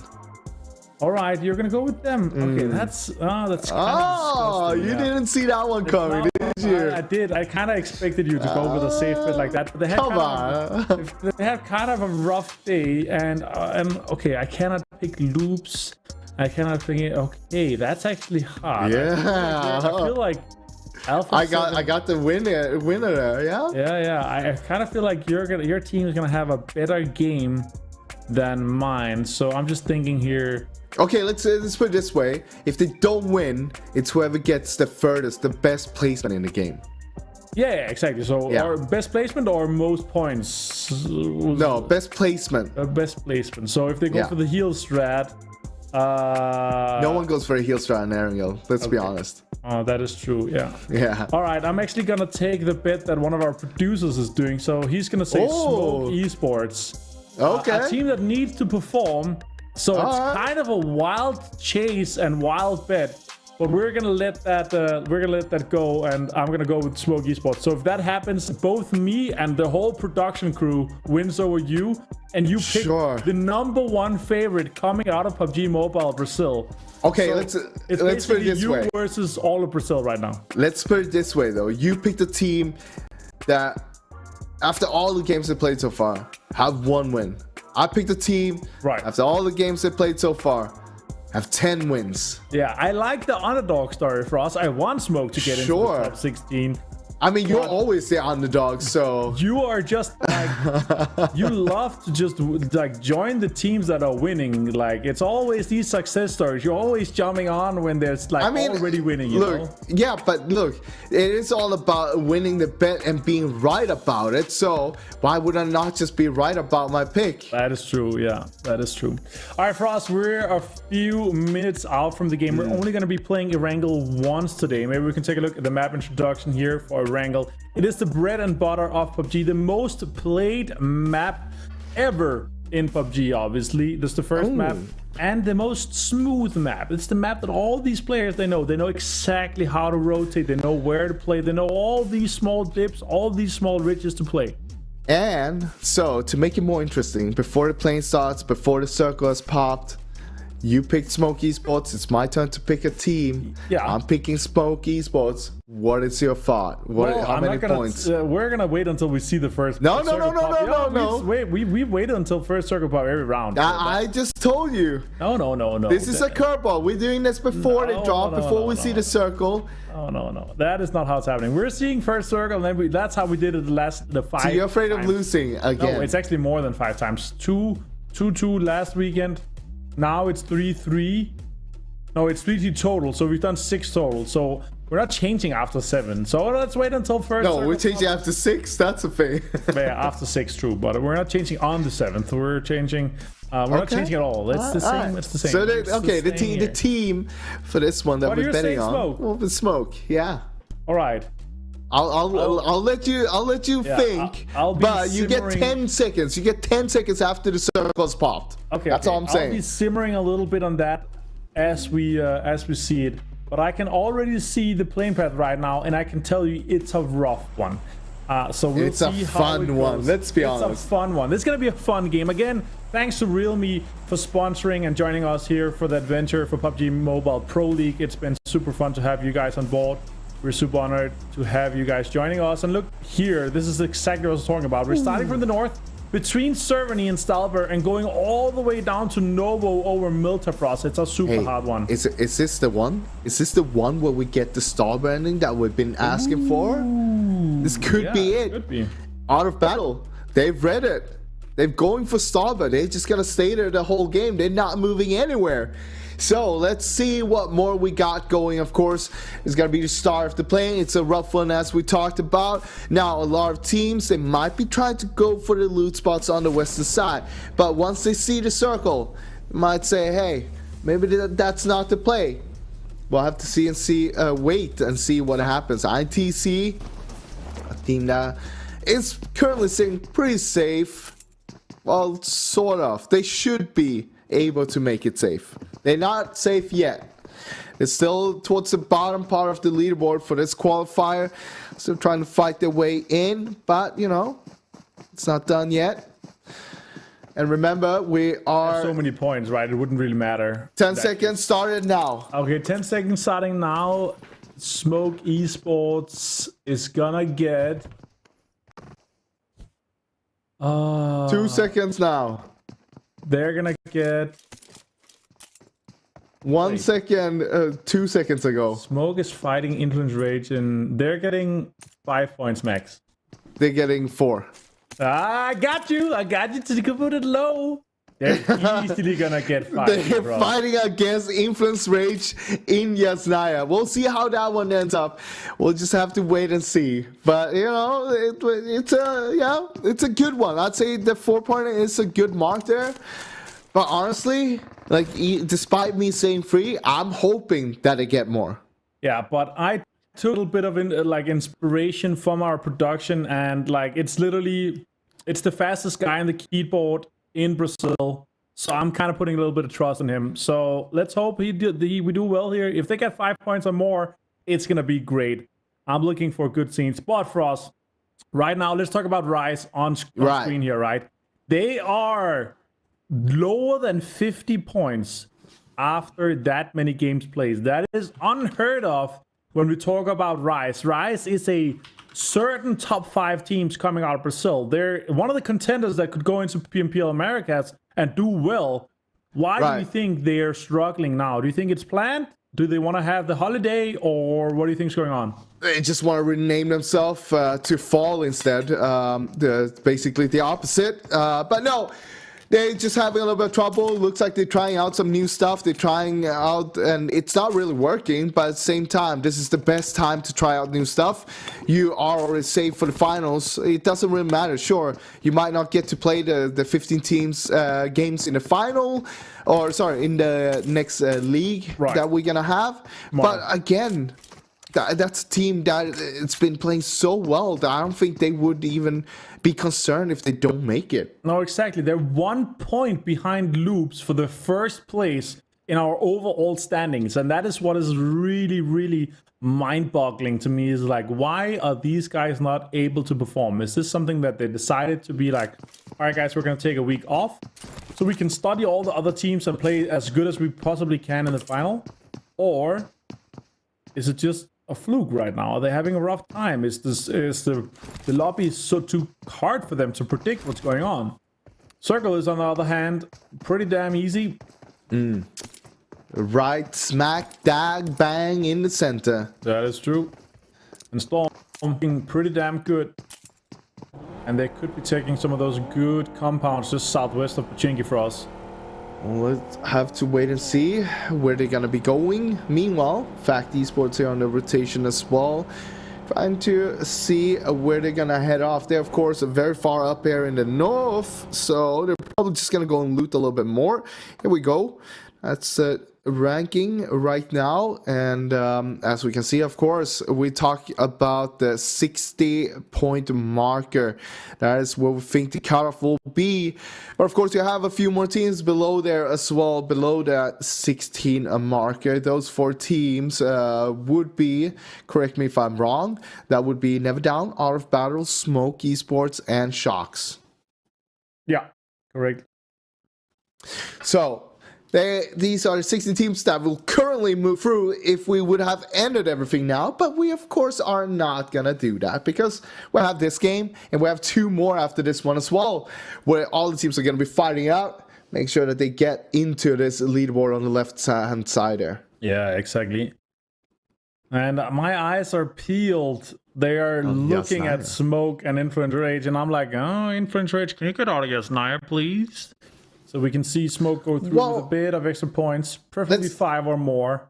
Let's be honest though, they've been looting like that basically every game, and there hasn't been any trouble. They don't want to fight each other in the start, so doesn't make sense. I don't see them fighting each other in this one either. But Influence Rage could be like, there might be some points over here, but I also kind of feel like they want to break that record for the best qualification weekend. If they break that 200-point marker, that would be insane. Well, also, if they do make that push, it's basically also a statement like, okay, we don't want you guys in the league play or in the finals, so we're just going to try to race you here and now. but that is not happening. Meanwhile, Alpha 7 moving in as well, just east of Smoke Esports, east of Yesnaya, and we'll have to see what's going to happen there. We can see that Smoke has started moving out, south side of the field right now, trying to make their way towards Volcano with, as you're saying, a 2-2 split currently. That's a little bit risky, but we'll have to wait and see what will happen there.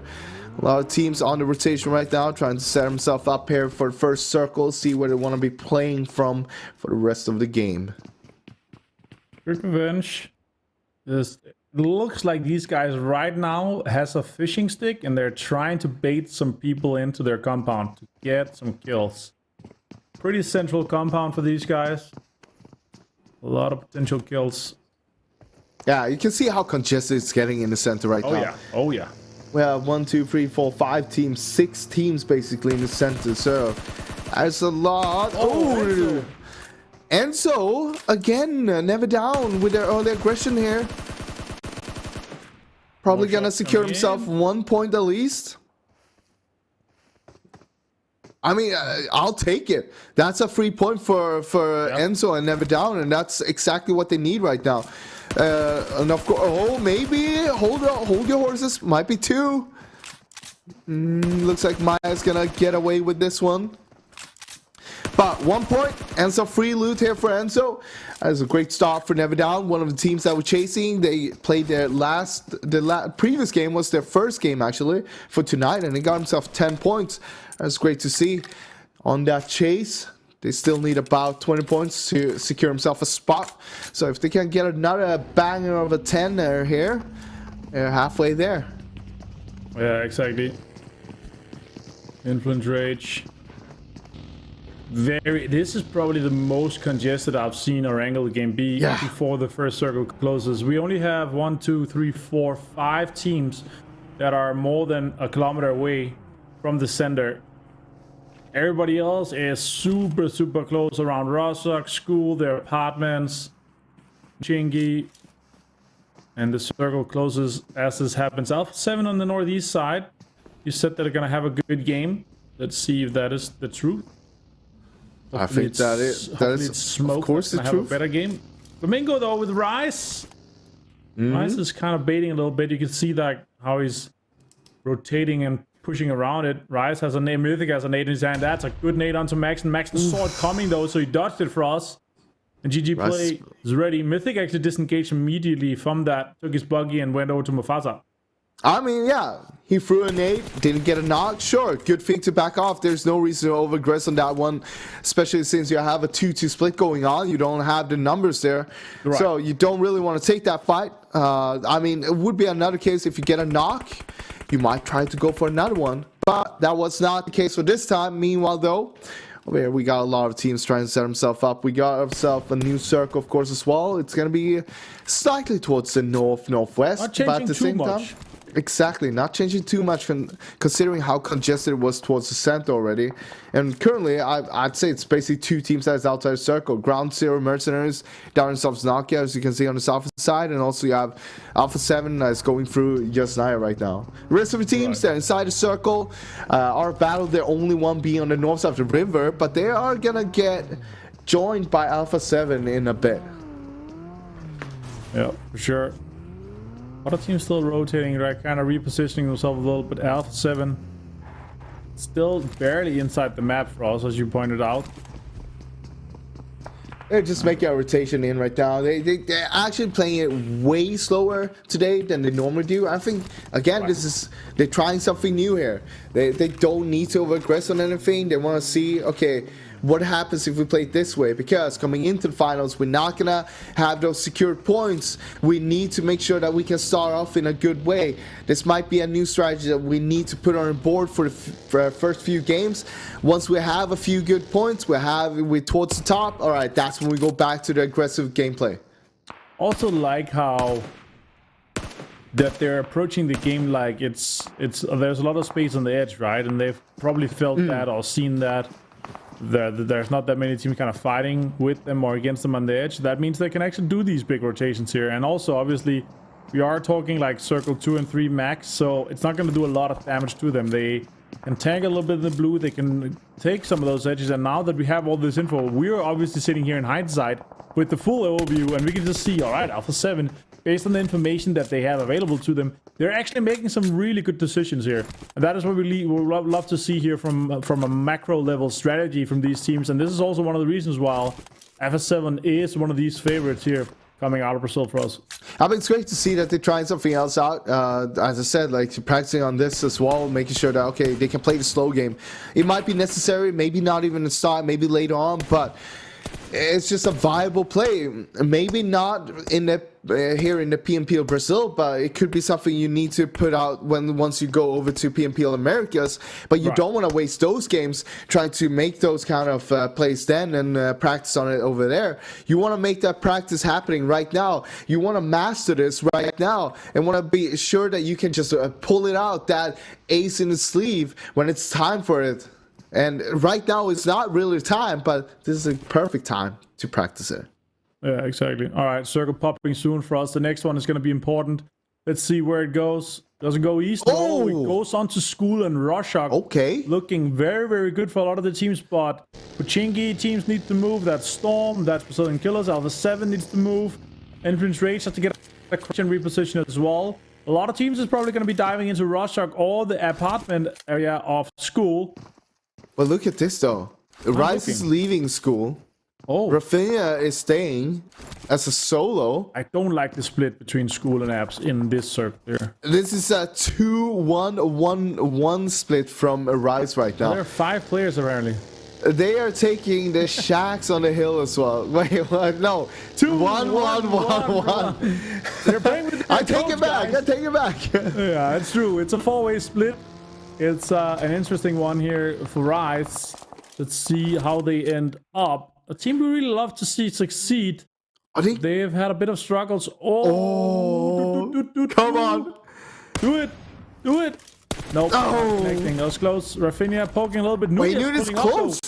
Going with an 8 straight away. Not cooking. Put another one down. Oh, he can't get himself knocked here, though. He's got to be careful. He does have a little bit of backup just behind him. Not an 8. That's third. Mythic helping on the edge. Finding one Mythic. Taking a lot of putting a lot of damage out. Not getting even knocked. Well, that's 2 actually. 2 knocked. It's another team third partying, I think. Nunes with the nade as well. Oh, that was a quick one. You were asking about Rise. They say, hey, here we are. Yeah, they were like, oh, well, what's going on with Rise? Why did I get that? Oh, here we go. Team wipe, 3 kills immediately. Boom. They're back. Bing, bang, boom. That's what it said. Exactly. Storm Gaming over there in I'm not that place. In the riches north of Mini Pochinki. The DMB. Look at Alpha 7. Carrillo. Art of Battle versus Alpha 7. And the north side. On the north side of the circle where it's very unlikely to Influence Rage is next to him as well. So shots coming in from Werewolf Frost. Oh, 2 knocks straight away. 3 knocks. Wait, that's them. That's a quick one for Alpha 7. But look at this. Influence Rage. They hear this. They know this. But they did not get anyone knocked on Alpha 7. So straight off, we might get ourselves a big battle. We didn't see it happening on Ross in Sanok. But look at things. Influence Rage is saying, hey, we don't want to take this battle. They didn't get a single play knock. This is not worth taking right now. We'll back off. We'll fight another day. That's a really interesting choice here. They're like, okay, we're not going to have an upper hand in this situation. We're actually just going to take a better spot inside the circle. And they actually get the garden there east of Rorschach, the garden compound. A new circle is about to pop, though. So the question is, oh my God. It's a 50-50 with the river right now. Alpha 7. Oh, this might be a farmer game for them. They're getting the hose in their hands. They're getting shovels in their hands. They're getting ready to farm. They're digging out the trenches. They're getting ready to farm out this whole game now. I like that. Yeah. The holes in their hands. I get that. Yeah. They're getting ready to plant some tomatoes, and they'll be farming all of those chickens later. All right, Alpha 7, only team on the northern side with like 45% of the land masses on that northern side. Wait, is Influence Rage moving back on the northern side now? Look, basically all the teams are going to be on the southern side. There's only one team that's moving to the north right now. That is INTC. So except for Alpha 7, we might only have INTC up there. The rest of the teams are going to be here on the south and south of the river fighting each other. Like we're seeing right now. Storm versus Ground Zero here in Rostock. We're sending it live for you right now with Mateus trying to get some Molotovs down on Artuzin. Oh, Storm is having a rough time here. Already lost one player. Other players are kind of broken and hurt a little bit. The thing is, Dadin actually knocked himself out with the vehicle.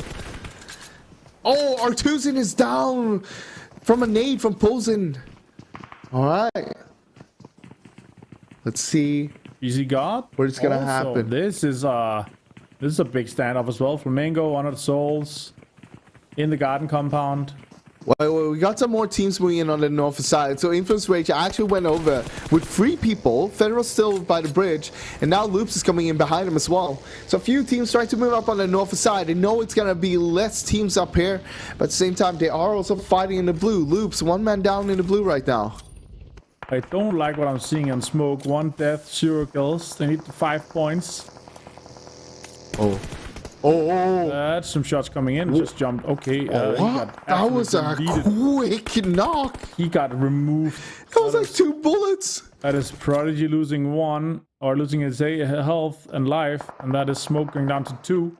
Okay. Never down, losing 1 member. Still 3 men up. All 3 still on the eastern side. As you can see right now. Struggling a little bit. Oh, that is rough. But Feral not hitting the shots right now. Unusual. But it does happen. More shots, nice. Federal finds that one, of course. Hollow goes down. Hollow. Federal still looking for more. Bloodthirsty, as always. Nice. Federal finds that. Reason why it's MVP, but look at Law though. On the other hand, the rest of the team here in Influence Rage is fighting Loop still. Chief is down. Toiko still up, but barely. He's gonna be in the back there. And Loop's only got 2 men standing right now. They lost 1 earlier outside in blue as well. Alpha 7. 5 kills on the board so far. Hasn't started the farming yet, but they are on the verge of just starting this off. New circle is about to pop in a few seconds, Martin. Where do you think it's going to go? North or south of the river? I'm just interested. And also interested to see if our observer guy had oh my god, it has water in our map observer guy probably, all the fishes in the water. Our map observer guy probably needs to go make a coffee like I just did before because I basically don't see anything in the map because it's not zoomed in. Cheesy god though with a fight against Flamingo. Nino, it's a DBS. Oh, he gets 1, but that's about it. He gets traded.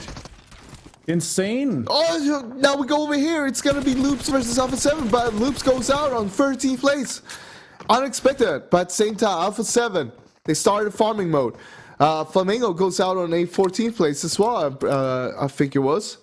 A lot of teams dying right now, but you can see how rough it is with this circle, how many teams we have in Rostock. All of them trying to get their way into the river and becoming those fishes that we know like to swim around in the river to potentially get shot and naded by all of the teams that are just farming right now. Oh my god, there's so many people in Rostock and it's just a sliver of Rostock inside. Oh, I see Smoke. Smoke is inside. Yes, so here we go. Smoke, 2 members up still in Rostock. 3 first dates. 3 first dates. Papa? Kill. Oh, they're up against Rice, yeah.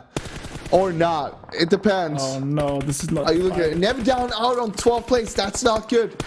And one of the teams that we're chasing had 1 point on the board at least. Federal does make it down into the water, but that's about it. Why is he going there? That's a kind of, yeah. Well, he was trying to go up, but it didn't work out. Keep from the other side rather than trying to go up now. Yeah, like, there's so many teams having to make it in. Now they're just gonna send it. Ooh, okay. This is Rostock, by the way. Hello, we're all of us outside the circle. There's like 8 teams in Rostock. It's great. I love it. Smoke, 0 kills, not looking good, but 9 to top 11. Oh. I need to see them a little bit more. Influence Rage is on farming mode as well. Look at Federal. You can see him in the bottom of the screen. He's healed up. He's moving up towards it right now. Okay. Meanwhile, Law dropping down. Here comes the big farming team. Alpha 7, 9 points, 9 kills on the board so far. And we just gonna keep on counting. This is gonna easily be a double digit, of course. But the question is, how many kills are they gonna be able to get? Because there's so many teams in Rosa. It's just mutual destruction between all of those teams in there right now. Exactly. Storm Gaming out on 10.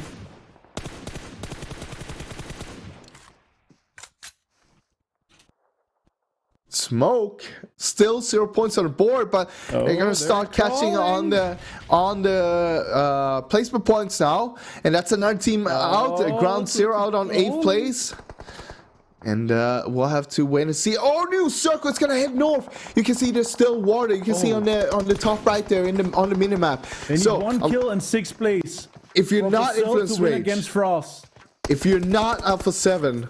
Let me hold your horse. If you're not Alpha 7, you're not in the circle. Smoke has 1 kill. They need 1 more placement. 1 more placement, Smoke. 1 more. You can do it. All right. Mythic with a nade. We know how good he is with those. And, oh, that is just outside. But he's going for another one. That's a 360. Oh!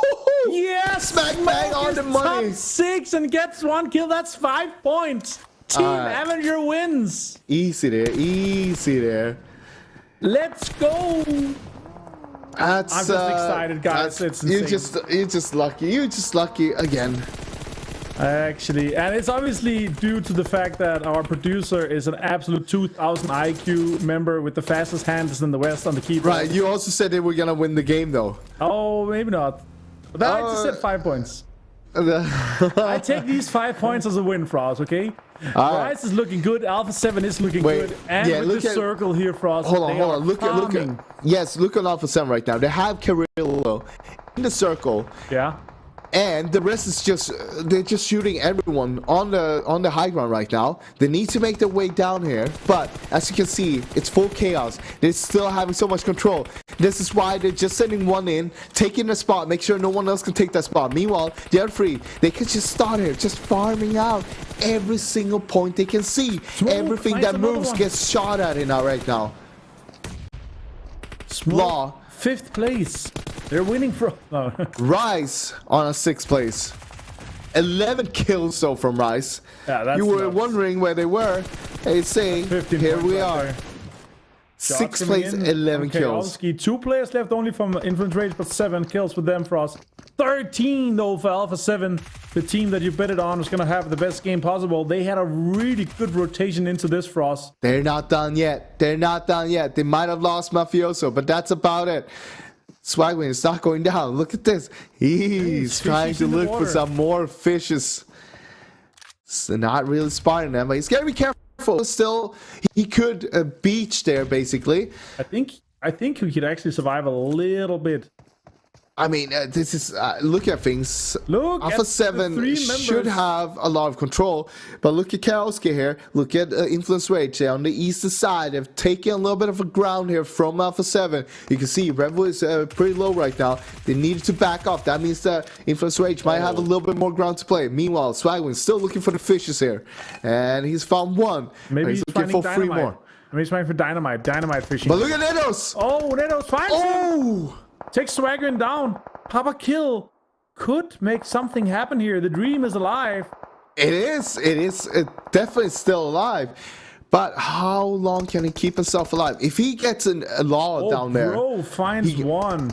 That's a disgusting angle there from the car. Revo with some nades trying to find law. Papa, here we go. Papa versus law. Papa is out. That is them out in 5th place. But Smoke got 5th place. They got some kills. They made the dream happen with just 2 guys alive. All right, it's 3-3 then. 3-3. It is 3-3 for our bets, and we're gonna be going all the way. I feel like.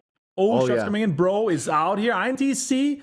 All right. Just 1, and now we have a 2 versus 2 versus 1 with INTC a guaranteed 3rd place for us. 14 kills though for Alpha 7. That is needed for INTs. Remember, they were one of the teams chasing to get solidify himself a spot into the league weekend here. Alpha 7, on the other hand, having a great day here, and of course, Influence Rage. Let's not talk about them. 26 points in the previous game, and currently they have at least 18 points in this one. And their average coming into today was 16.9 points per game. But I mean, they've just been blasting off so far. Yeah, ooh, that's a banger of a nade there from Carrillo, close to 0. Not gonna do too much damage though. If Influence Rage goes out now, they're averaging a little bit of damage there from a shot, I think. Oh, they're averaging 22 points per game so far. If they go out now without getting any more. That is insane. Karowski could make a banger nade here. Does not connect though. Molotov. Carrillo is down, so only Rebel, last man standing here for Alpha 7. Influence Rage still have 2 members up, and don't forget about Zero here as well. Could be a he doesn't have. Nope, ooh, that must have been close though. It's a trade. It's a 1v1v1 for us.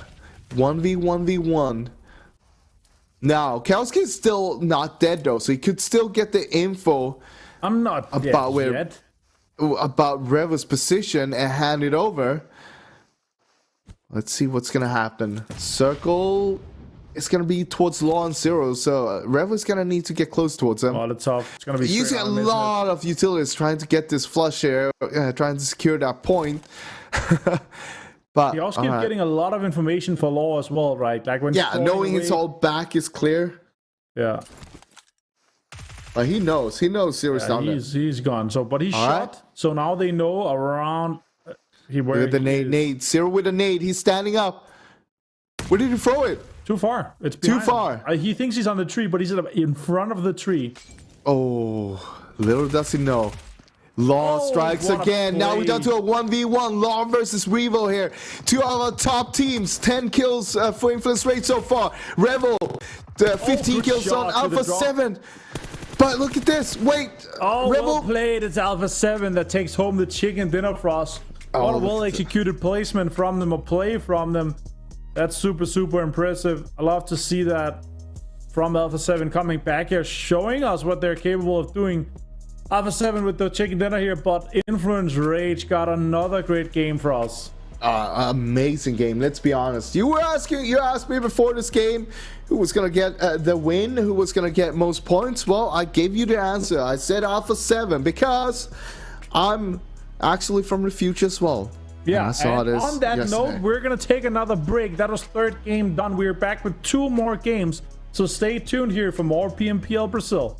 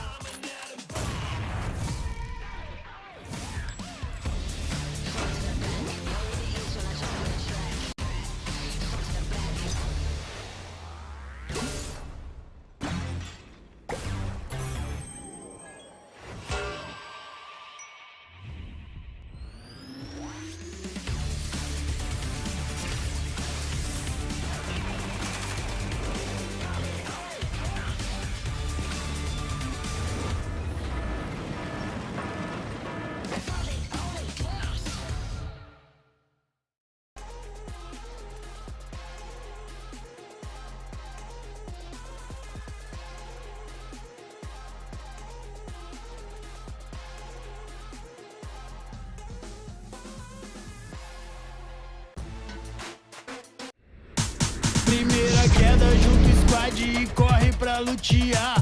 Faz o ruchão do imba e acorda pra matar. Descarregando pente no frente, tu foi solado. Distribuindo kill, a vitória pro nosso lado.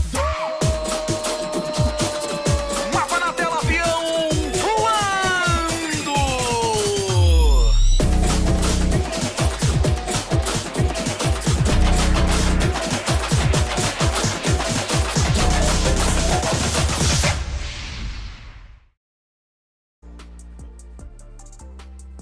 Welcome back here to PUBG Mobile Pro League Brazil. We just finished our third game of the qualification week number 3. We have 2 more games to go here for us, and Alpha 7 was able to clutch out a win.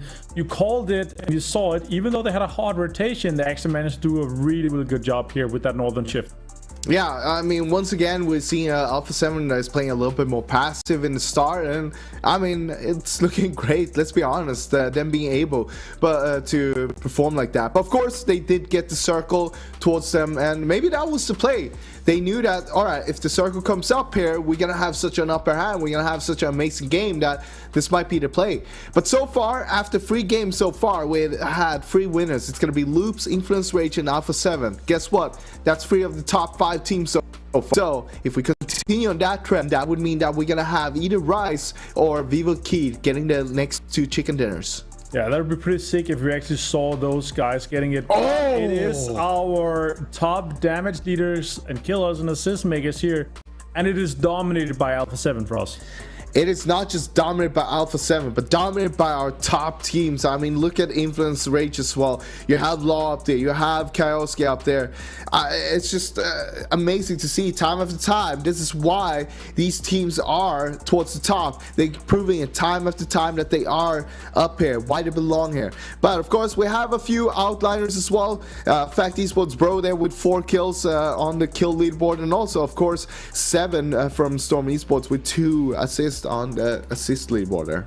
Yeah, of course, and obviously Alpha 7 is super dominating this leaderboard here.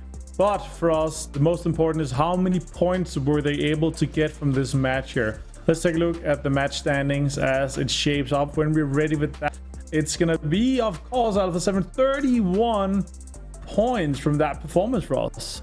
That is actually pretty insane if you think about it, considering what a slow start they had. And usually when you see these kind of numbers, it usually means that there's a team who was fighting from the start of the game basically. But no, not this time. They were just farming from the high ground, from the north side, while they got the circle on top of them there. Yeah, and the bottom half of the leaderboard obviously will tell us the story of what teams that needs to do better for the coming games. And there are quite a few teams on the bottom half of the leaderboard that will, like, they have now, you know, 1 or 2 games to really show us that they deserve to be there and kind of deserve to come in to our top 16. But unfortunately, we're not ready to see the bottom half of the leaderboard for us. So let's talk a little bit more about Fact Esports only having getting 14 points. That's big for them. I mean, that is pretty huge. They were one of the teams that were actually pretty solidified. They were just above that line.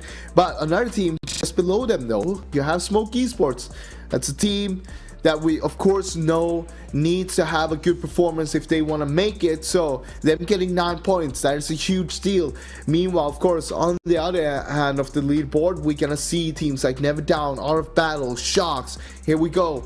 Those are the other 3 teams that are gonna needing those points. Of course, Shocks didn't play this one, so we're not gonna see them there. Right. But Never Down, only 2 points. We saw them getting 10 in the previous game. And of course, Art of Battle, 0. That is gonna be rough for them. I think they only have 1 more game to play.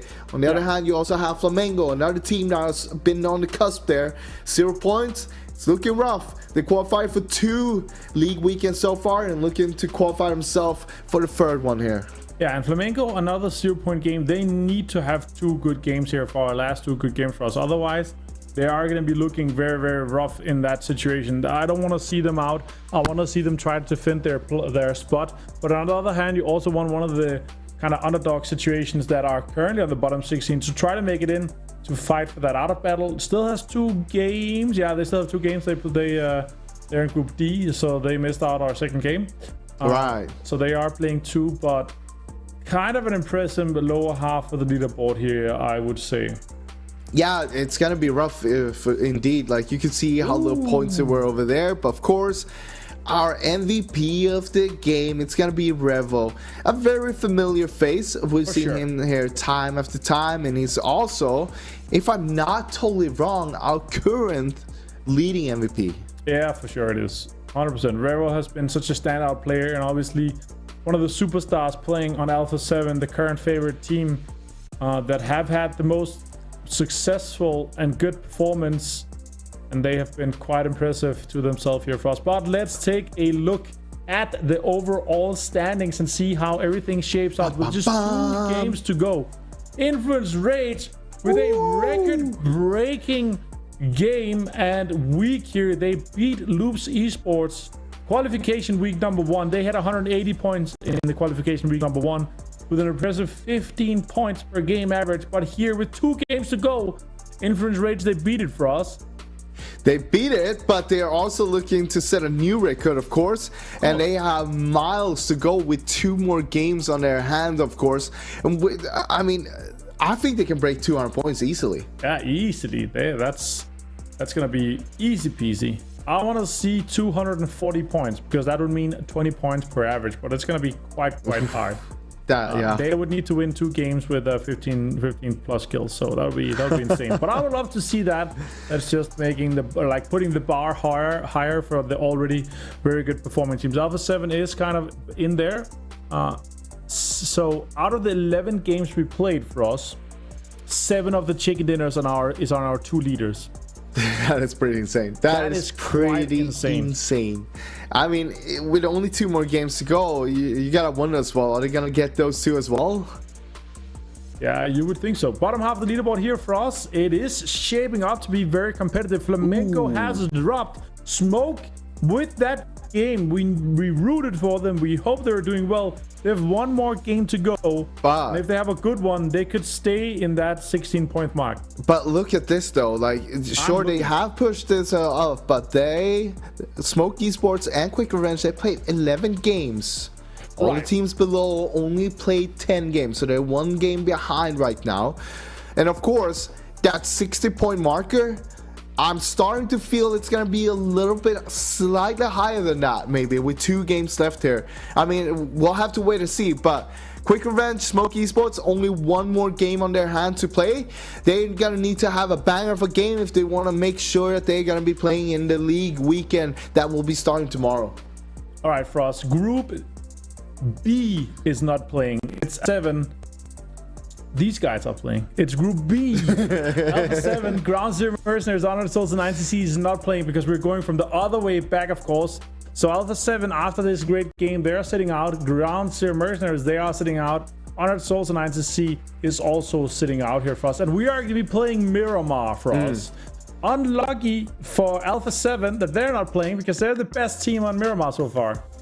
Of course, but at the same time, we want the big 5 to get themselves that chicken dinner each, right? So coming up next, we still have 2 more of those big 5 that's still looking for a win. And that is, of course, going to be Vivo Keyed as one of them, and Rise Esports as the second one. Right.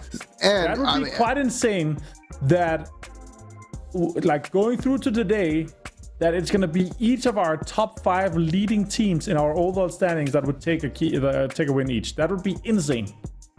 That would be insane, but we'll have to wait and see because, you know, with 2 more games to go, it is 7.1. Impossible to tell, but 7.1. It's insane. So coming into today, we saw them in the first game. They had 6.9. And it's just, you know, hiring the bar, hiring the they average. just added 0.2 from just 1 game. That's like they're adding that on top of how much they already have. Yeah, that's insane. Absolutely insane. But unfortunately, we're not going to see them. Or fortunately for the other teams, for us, we are not going to be seeing them. Honestly, that would be so unlucky. I mean, because we actually want to see Rise or Loops have a good game here, right? That would be or Vivo Keep, sorry. Rise or Vivo Kid have a good game. If those guys, 2 teams, they win 1 each. Loops actually needs to win this one here because Loops is not playing the last one for us. Well, Loops won the first game, but I feel I don't want to see those big teams win the last 2 games. I want to see some of the bottom teams being able to grab themselves a chicken dinner. Of course, Flamingo down there, but they do have a chicken dinner from early on. I think it was from the first day, if I remember correctly.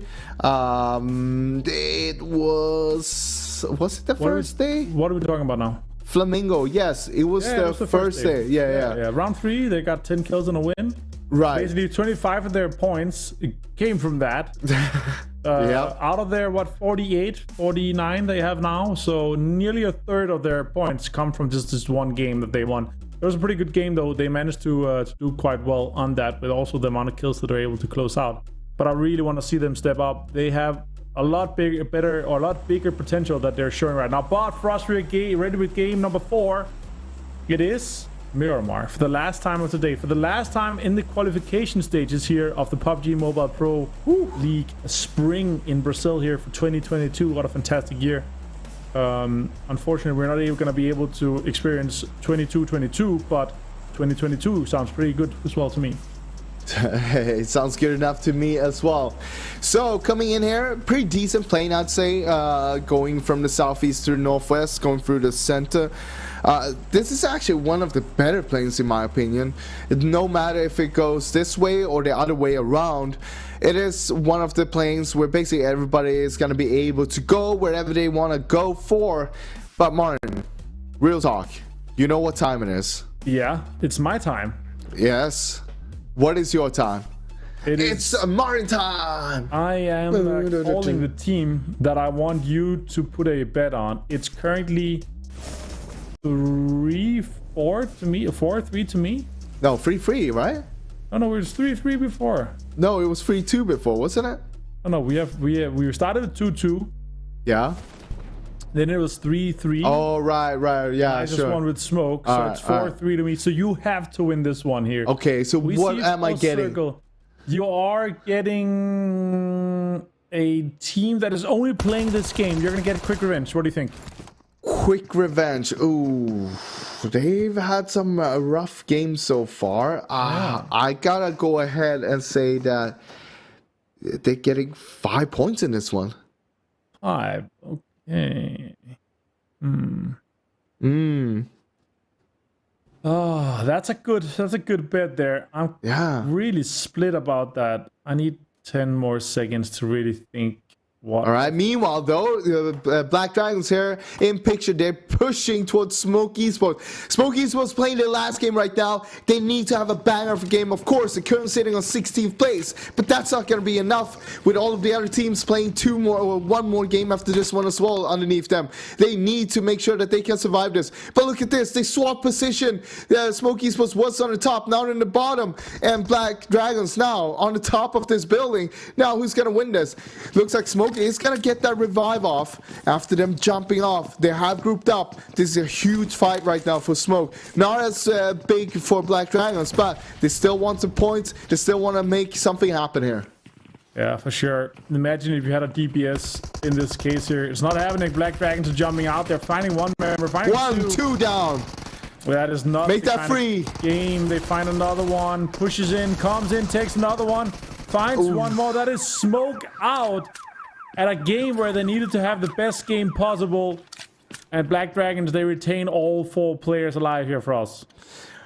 Great play from Black Dragons, but still waiting for an answer from your side right now. I'm gonna go. You went with 4 or 5. You went with 5. Ooh, I'm gonna go with 6. Okay, all right. So you're saying 6, I'm saying 5. So we'll have to wait and see. Currently, they're sitting in Los Leones. You have Black Dragons next to them, but I don't think we're gonna see more. I actually win the whole thing. That's impressive. Hey, I'm happy you can win in something between us. Wait. you need to calm down right now. Oh. All right. Look, I'm just saying, yesterday I had more kills than you when we were playing games. Today, I've won all the games so far that we've been playing. Yeah, that is true. So, I'm just happy that you can win this one. You've dominated the mini games that we have played today for sure. Yeah. That's how it goes. Sometimes you can't win them all. Sometimes you have to lose some as well. But overall, we're pretty even. Let's be honest. Yeah, that's true. But now we focus on this. Look at what we got in Chumacero, though. We do have our battle in Shocks, and it looks like there might be a fight breaking out there very soon. Except for that, sure, in Puerto we have Flamengo and Brazilian Killers as well. But those are the two ones right now that might clash in a bit. Except for that, it's looking like people are just, having a good day right now in Miramar. Unless you're Smoke Esports, that is. They had a rough one. That was also their last game. And I'm going to go ahead and call it and say that they're not going to make it to the last weekend. Yeah, I think you're right. And they're currently sitting on 18th place in the league standings. So that means that they're probably going to be the first team that we're not going to be seeing in the finals. That we can tell you right now. There we see them on 16th place, 48 points. I mean, it's not done and dusted yet, but it's looking grim. It's looking very grim. It's very unlikely. Our cutoff point has been like late 50s, mid 60s, or early 60s in terms of that. So around like the 60-point marker, plus minus a few points. 48 is not going to cut it. There's no chance. Not with 2 games to go. The only reason you would make it through with that is if you have teams like Influence Rage, Alpha 7, just like no way, keep on stacking it up and just killing all the other teams. There's no way. I don't feel like that's gonna happen. The bottom teams are gonna get that from placement alone. But we'll see. Gonna be interesting to follow. All right. And obviously, we're gonna be following it closely. How close? As close as possible. How close is that from scale 1 to from close? 1 to close? That is close. You read my mind. Yes. We know each other too well. That is true. And this circle is an interesting one, right? Because there's so much base, but it can swing so far, like multiple kilometers from edge to edge. We've seen a lot of hard shift as well, so it wouldn't surprise me if we keep on seeing a few more. Hence, it wouldn't surprise me if we see some teams trying to play out on the edge instead, not really sending it to the center and just hoping that they did find the circle magnet and they picked it up accidentally because it's a magnet, so it just got stuck to them without them knowing. Now they're just carrying it around with them and getting the circle on top of them. Yeah, for sure. Jokes aside, there's no circle magnet. Doesn't exist. It would be fun though. It would be fun. Imagine it's like the circle magnet is the theoretical incarnation of you having some luck and getting some circle love. Do you guys have that as well? Like you put like one almond in the porridge, and whoever finds that one is gonna be having some luck. Yeah. So that's basically it. That's the almond. It's a circle magnet. That's true. All right, circle closing in slowly. Shocks and Art of Battle fighting still. Still, just outside Chumacero, of course. But in Puerto, we still have Brazilian Killers and Flamengo as well, as you can see on the map on the top right there. And the bottom right on that map itself. Now, actually, it's getting a lot more congested towards the center. A lot more than expected. What? Oh, it's a bonus from a... somebody got some extra energy drinks. Oh. Out of a vending machine. The vending machine, yeah. Imagine if that was a thing in real life, right? You go out, you try to get a bag of chips. Wait. Hold on. Be like, delete the VOD. Delete the VOD. This is a great business idea. We're going to start vending machines where you can actually win a bonus every time. Yeah. It's like a combination of a casino, like one-armed slot machine and a vending machine. Imagine you it's a vending machine with like chocolate cakes, you have some drinks, but you just need to order one thing. But there's a chance that if you order something, you can get one of each thing in the machine will drop out. This that I'm seeing. That's what I'm wondering too. Why it's Flamingo out in the water? But look at the new circle. Look at the new circle. It's gonna go north. Send and Picado north in the circle. Oh, and all Vivo the teams Keed is scrambling laughing. into good spots. And Vivo Keed is laughing. Laughing. Yeah. You're literally belly laughing right now. Straight into the belly. Oh, did you see him? No, he did not. All right. Flamingo is But- even get pushed this far out. I don't get it. This is rough for Flamingo, but at the same time, like Brazilian killers, like, is this really worth? You really don't like them that much? Yeah, it's they're just Whoa, scrambling hold for on, points. hold on. Look Oh, at this. Are they defending their You place looking? on the You overall looking? standings? I'm looking. Looking at Pozo, we got Vitali up there from Minko. The rest of his team is around Picado in the center of the map. What are you doing all the way up there? He's getting first hits. Oh, that's a knock onto Fukoshin. Brazilian killers are trying to defend them off the leaderboard. I kind of feel like that's the only thing that makes sense to me. Yeah, it would. I mean, let's be honest, they're both fighting for Puerto, so that is a huge deal. That is one of the things, one of the reasons why they're doing this. They want to have it for themselves. They don't want to share it, and they have the chance. This is great. I love this play, actually. I mean, already there, damage done. They could litter back off if they wanted to. Gusa is gonna go down, but I mean, they should be able to get him up. They got the high ground, shouldn't be any trouble at all for them. Shocks. Fighting for Still. no priority right now. Still, I mean, stalemate. two teams here right now. Big fight, two teams. You can see how long they've been sitting here. They don't even have helmets. They don't even have hard armors. But two teams that doesn't want to lose this fight because they know what's on the line here. It is a potential spot into the finals that we're talking about. RF Battle, they're going to pull the trigger. They're going to be the first one to aggress on this one. Aizen, what is he going to be able to do? He needs some backup right now. But the rest of his teammates, they don't have armor, they don't have helmets. It's gonna be super rough to take this battle. Let's see what he can do here. He's trying to fend him off for now. Nades are hailing back and forth right now. Phoenix is gonna go down to Pardal, and Aizen is still holding it strong. Look at this, Patrick, he is pushing here. Get away, Pardal. Aizen, can he make something happen? Can he? Oh, good nade, good pre-nade. It's gonna buy some time. He's getting sniped from behind. Gotta be careful. Alright, no more nades. Here they come. He doesn't get a single one of them, but wait, look.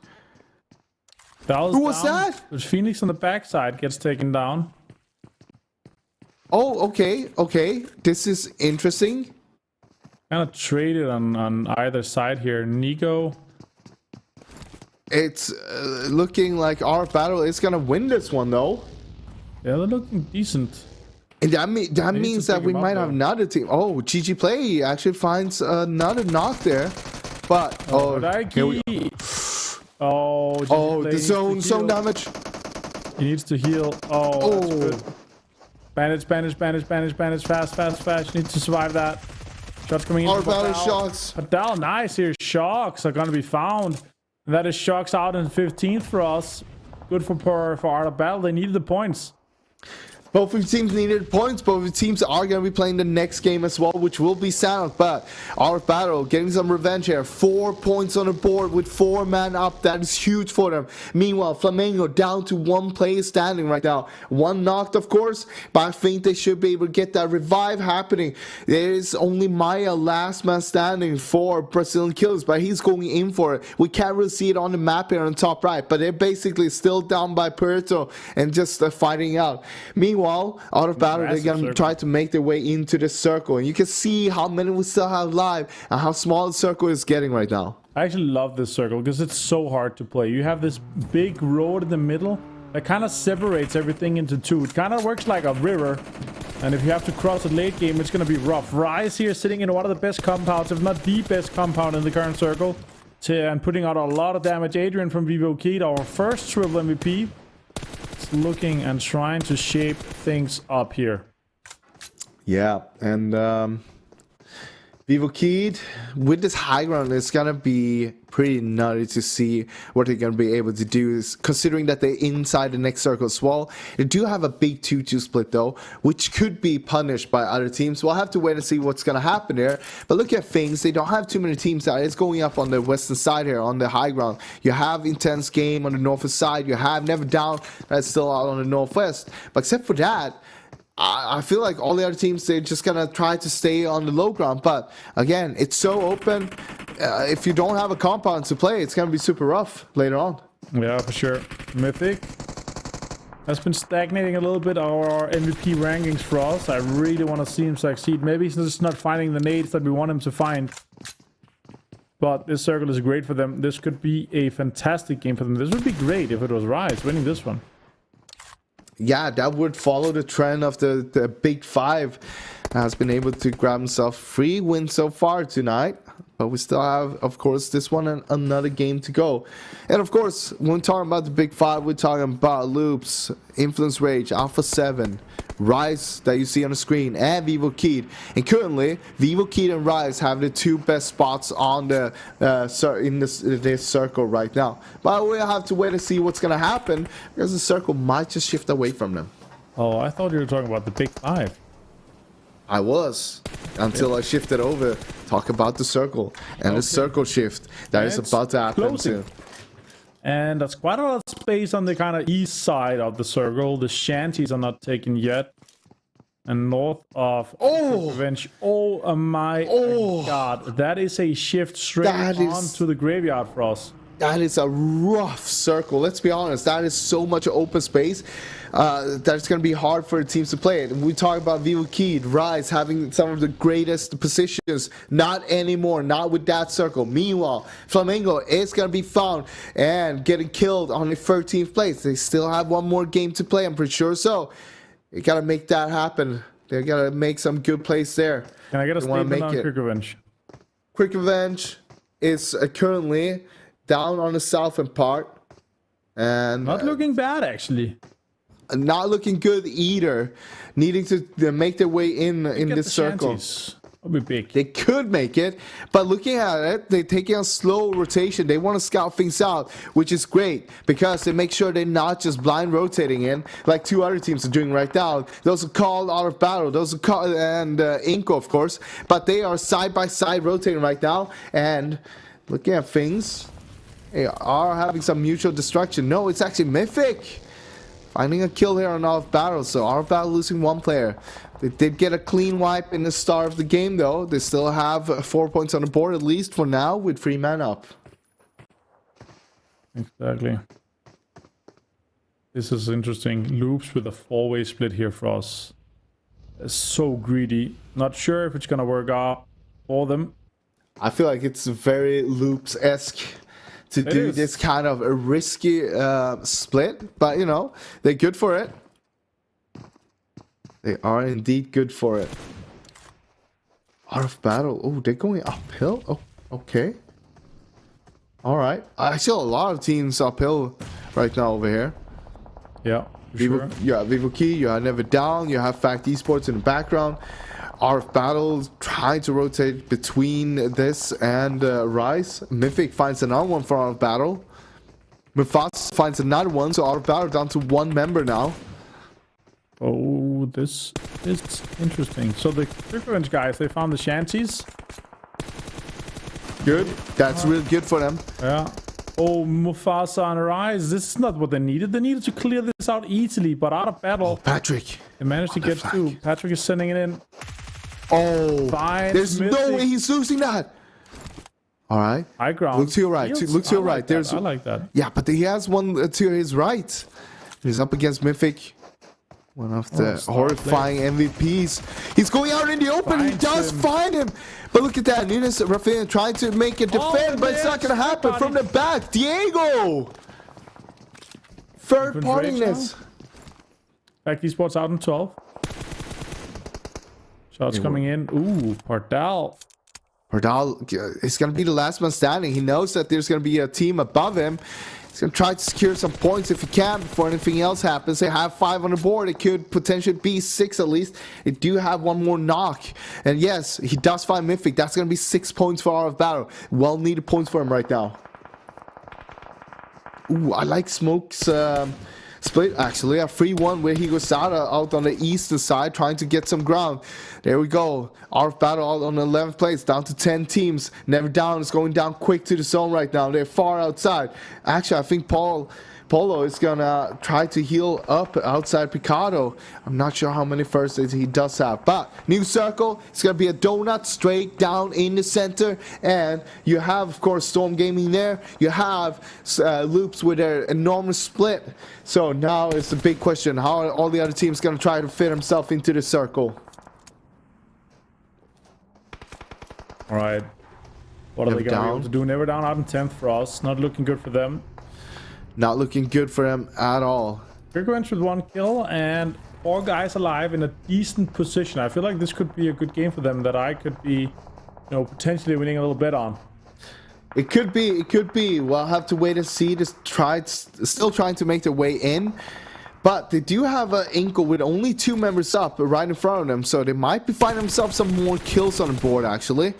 We'll have to wait and see what happens. Meanwhile, Vivo Key trying to make a move here against a little bit struck down Rise. Oh, Nunes actually gets knocked by Cielo. And now it's just Rafinha down. Last man standing for Rise. He's in the shack. It's not looking good for Rise. And it's just a matter of time now. There we go. He's gone. That's Rise out in 9th for us. Loops is trying to defend this push from Black Dragons. He's done well. Chief disengages. Okay. Well played. I like the reposition here. Now Nature coming in. Black Dragon trying to assault this. Kirkwrench losing a little bit of players. Meanwhile, the side has 1 knocked right now. Fighting against Ingo that has 2 players active. 2 teams that have been a little bit more passive so far. I mean, Black Dragons had the first initial fighting in Los Leones. That's about it. After that, it's been a little bit passive. Influence Rage, they have 5 kills on board, but only Kioski standing with basically 5 HP for now. He's gonna get that heal off, but he's under enormous pressure here from Vivo Key. Law? You're knocked? Or sorry, flushed? Ooh, good nade. Gonna hit. Nicholas, not gonna connect here for us. Inko and Quick Revenge down to a 1 versus 1, but looks like both of the teams are gonna go for a revive right now. They are on the south side of the circle, so a little bit uphill as well, a little bit of high ground to work with, not much at all. Cardozin with a nade, good primed, no, not good primed actually. It's just gonna go straight through there. Ooh, good nade. Chief is taking a lot of damage from that one. He should be able to heal himself up. Oh, Quick Revenge out. Boom. That is 8th place and 1 kill. That is not gonna be enough for my call. No, of course, because I'm always correct. But no, nevertheless, it's 4-4. It's a 4-4. We got ourselves another donut circle shift here. And right now, we're down to 7 teams. It's going to be Vivo Key, Influence Rage, Inco Gaming, Storm, Intense Game, Loops, and Black Dragons are still fighting out right now. Oh, McGrellin. Cielo stuck in a rough place. And Karowski has been able to recover this really nice together with Lowboy. 2-man standing, 6 kills. But it's been very even if you look on the eliminations right now. It's a lot of trades back and forth. Nicholas does get Demeanor and Loops down to Toiko and wait, did they have 2 up? Yeah, Cardozin and Toiko still up. Oh, Cardozin! No way! Toiko trying to get in. It is traded again. Black Dragons down to 2. Loops down to 1. And that is Loops out in 6th place for us.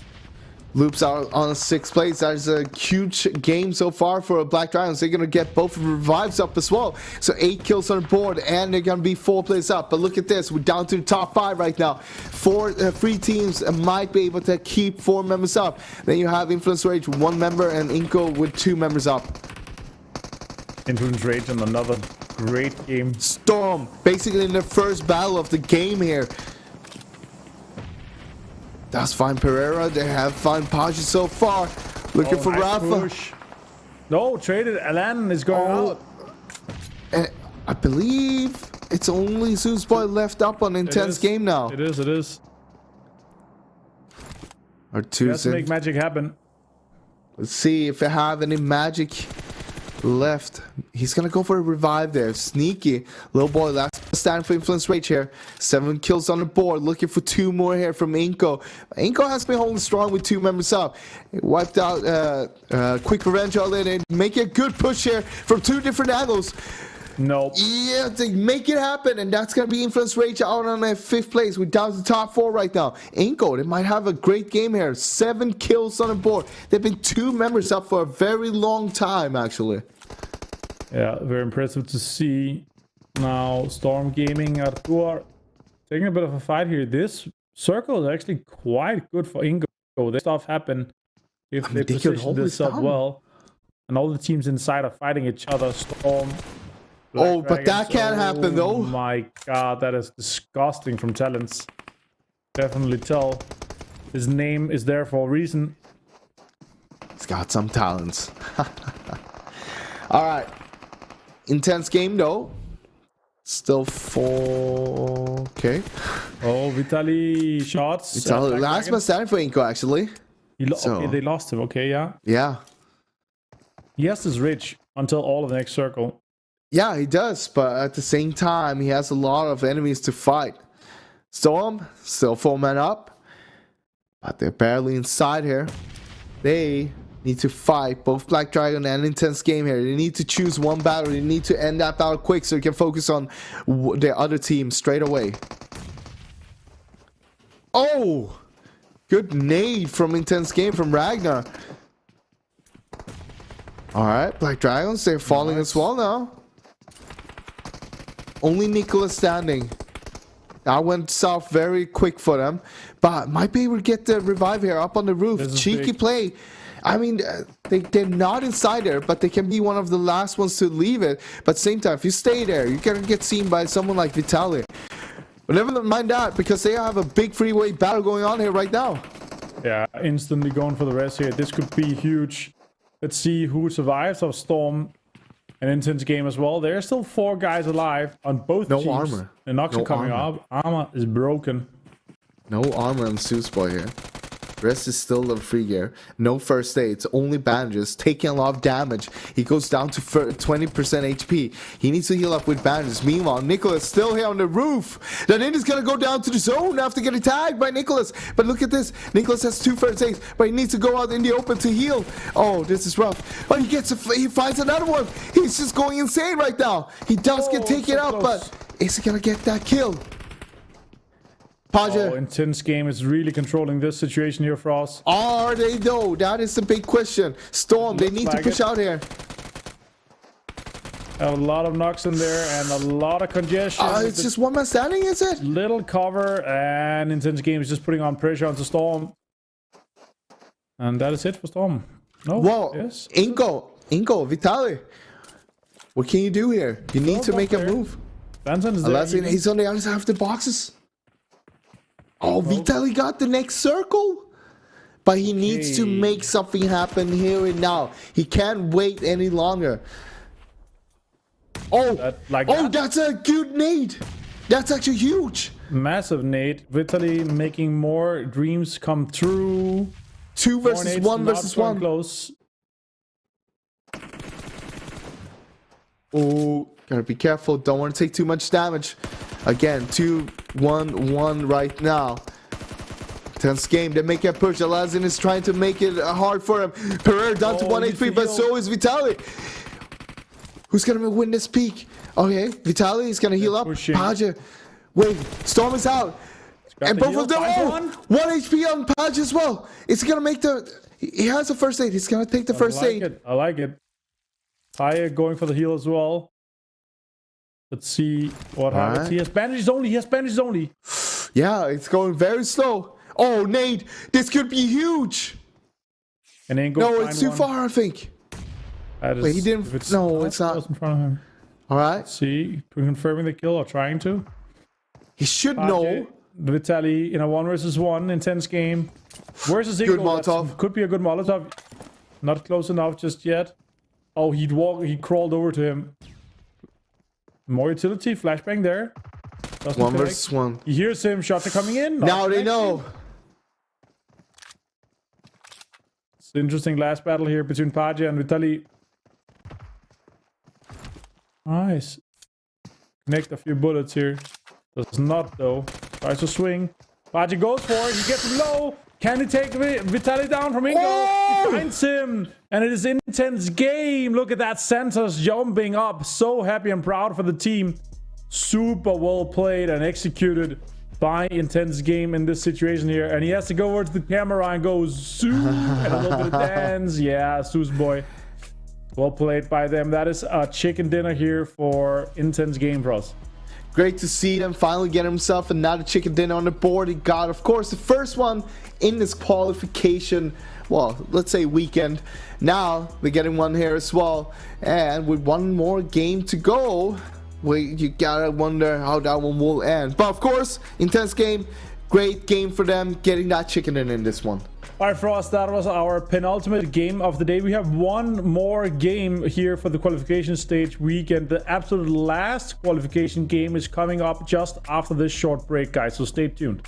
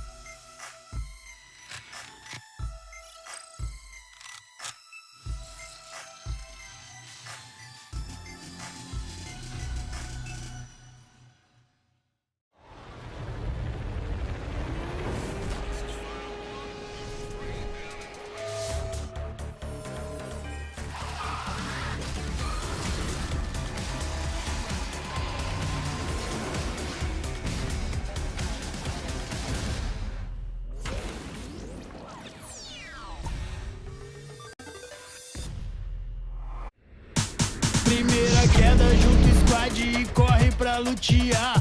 Faz o rushão do imba e acorda pra matar. Descarregando pente no frente, tu foi solado. Distribuindo o kill, a vitória pro nosso lado.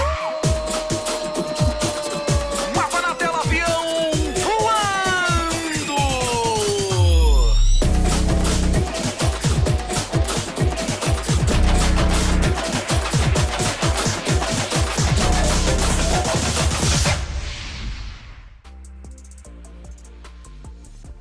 And welcome back here to the PUBG Mobile Pro League spring 2022 here for Brazil. We just finished our last game of the qualification stage here for us on Miramar. And what an interesting circle here, ending close to the graveyard. I mean, that is a really rough one, considering how open that space is as well. It's a very few cover to play with, but here we go. MVP for this one. Look at that, a Inco player, Vitaly coming up there. We saw him towards the end. He wasn't able to clutch it out, but he does join the 1K club, and he has 6 kills to his name. That's good to see. I kind of wish that Vitaly was able to clutch that situation for us, because it was a rough game for them. They managed to clutch out against Quick Revenge, and then it was basically 1 versus 3 versus 4 versus 2 or something like that. That was over there in that longhouse. So super well played by him, squeezing out as many points as possible from this game here, and it was actually really close in the end. If he had pushed there and actually taken the aggressive stance after that first stage, he might have won it, but it was a second place for Ingo. But Vitaly still gets 2 of the top damage dealers and kill dealers here, so good to see. But the match standings from this, Ingo manages to clutch it out with second place and 10 kills, because they get more kills than Intense Game, and manages to jump on top of that, even though Intense Game won the game for us. Yeah, there's a little bit spice up here on the leaderboard itself with all these teams. These are like, well, a very like a lot of the, you know, average kind of mid-pack teams that is getting themselves a lot of points here. Of course, you also have Influence Rage, 30 more points. I think they are 1 or 2 points off the 200 mark right now. So we'll have to wait and see what's gonna happen. But out of battle, 7 points. Very needed points, but will it be enough? That is the big question that we will see later on. Yeah, let's look at the bottom half of the leaderboard here for us. Rise again with a surprising bottom half of the leaderboard placement here. Flamengo with 3 kills, finally putting them a little bit, but they need to have a good last game to put them completely out of that area, the danger zone. Yeah, and talking about the danger zone, 3 of the teams that basically needed a lot of points in this one was Never Down, Shocks, and Smoke. We see them in the bottom 4. Smoke has played the last game, but Never Down and Shocks will be playing the last game here, the next game that we'll have. All right, for us, the MVP of this game can only be one man. The clutch master himself from Inco. It's Vitaly here with 6 kills and 1,097 damage. My I Spy. It doesn't have a real cut. It's there. I see it. Is it a cut though? Is it a cut? Out. Yeah, it's a cut. Okay, okay. We'll count it. We'll count it. We'll count that. All right, Frost, that is kind of expected here. But what we don't expect is the overall standings, Frost. That is going to be so interesting to see here. Just 1 game to go, Influence Rage. 4 points off. 4 points for the 200-point mark, and 56 points ahead of our favorite team out of Brazil right now, Alpha 7. That is insane. The amount of points that Influence Rage is able to put up on the board here. Of course, again, them having 4 chicken dinners, Alpha 7 having 3. They've taken up a big chunk. Half of the games itself, it has been gone to these 2 teams.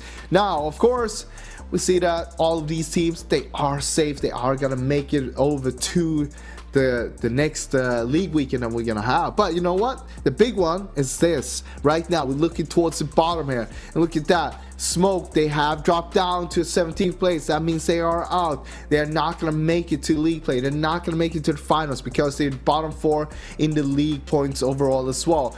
But Never Down, out of battle, Shocks, I mean, 3 teams are still fighting for it. You can see here, Flamengo, of course, is above them with some points on the board there. But they need to have a banger of a game if they want to make it. And they definitely need to make it if they want to make sure that they get into the finals. All right. Frost. Right. Right now, we have the bottom 4 teams in the overall standings. Also bottom 4 on our qualification weekend standings. Flamengo is the closest opponent, and Quick Revenge being that far ahead, I don't see them like... I don't see Quick Revenge being failed here. Flamengo kind of has a target on their back from Never Down, Out of Battle, and Shocks right now, don't you think? Shocks is gonna have a rough time. They need to get 19 points to tie it up with Flamengo. Oof. That is just to tie it up. And then the tiebreaker will be total wins, which Flamengo has won. So that means that Sharks needs at least 20 points in the upcoming game to be able to overtake Flamengo. That is never down and out of battle, not getting enough points as well. Exactly. Yeah. So this is a super rough one, actually. This is a very rough one for a lot of the teams here. And look at things. I mean, we've seen some glimpses and hopes from Never Down and Off Battle, but will it be enough, though? That is the big question. It's coming down to the last game here now. It's coming down to what we've seen from Flamengo so far today has not been impressive. They have just gotten 3 points, and I think that was actually their only points this weekend so far. With 3 games played, that's 1 point per game. Let's just say they get 1 point more. Yeah, it means that I think they can get 5 points and overtake Quick Revenge, honestly. They've gotten 3 points today, and that was from the last game for us. You think? But I still think they can get 5 more points in the upcoming game, because we talk about them securing themselves a spot into the league week, which is could be crucial for them if they want to make it to the finals. But if the lead world stays like this, they are actually already through. Yeah, of course. So, but if Never Down needs seven points because they have less kills than Flamengo. So they would need 7 points, and Flamengo go out without any. That's big for them. Out of battle, massive fight for them as well. Big game for them to make it that. That's 10 points for them. Also needs the extra point because they're not going to win the tiebreaker. Flamengo also has a chicken dinner, so that is also not happening even if they tie up kills. Just to remind about the tiebreakers, these are the tiebreakers. First tiebreaker is going to be total wins. Yeah. Second tiebreaker will be total accumulated placement points. Right. Third tiebreaker will be total kills. Right. And the fourth and the last tiebreaker, if it's needed, will be the placement in the most recent match. So this upcoming game.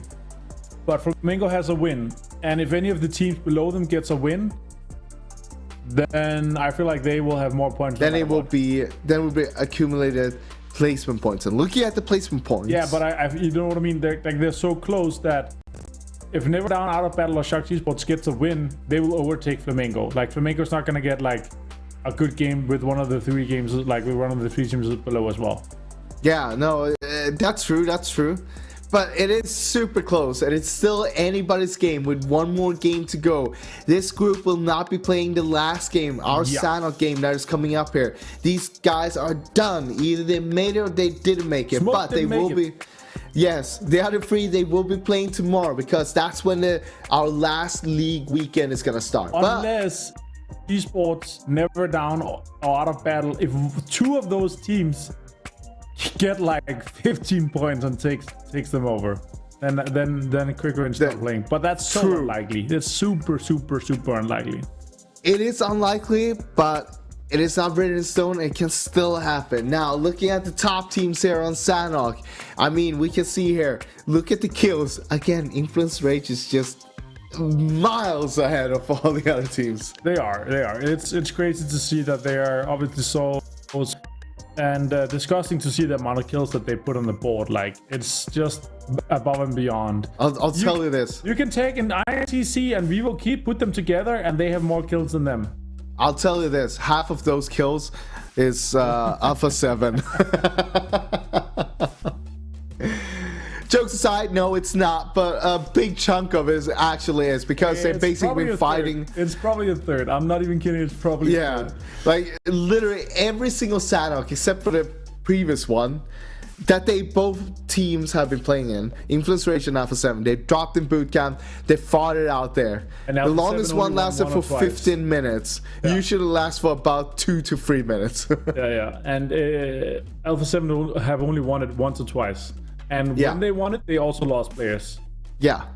But they did back off in the previous Sanok game we saw. They are setting up a plan for their best possible performance on Sanok once we get into the grand finals. And that is literally how we like it. All right, guys, the last game of the last qualification weekend here for the PUBG Mobile Pro League in Brazil, Spring 2022. again, thanks to our sponsor, Realme, for joining us for this fantastic event here. We love you guys, and we love to see some fantastic games as well. And this is gonna be the spiciest Santa game that you're gonna see. We're looking to see if any of these bottom 4 teams, or bottom 3 now that Smoke is out, is able to make it into the top 16 to contest for the final spot. This is gonna be a good game. Let's put it that way. All right, Never Down on the Northwestern Island. We do have looking for the other 2 Sharks. Wait, what is Sharks doing? They have 3 guys going to the south. 1 is going to the east. Asen is going on the eastern side. That is unexpected.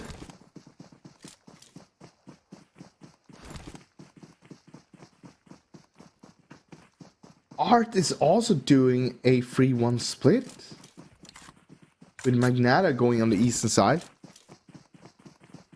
This is interesting. That's saying Prague, super aggressive here. Super aggressive. Oh wait, Psycho does it. Oh, he has a weapon, never mind. He has an AK. Oh. Okay. Oh, Psycho does go down. He's also one of the big players on the team. That is not good for Never Down. That is very bad for him, actually.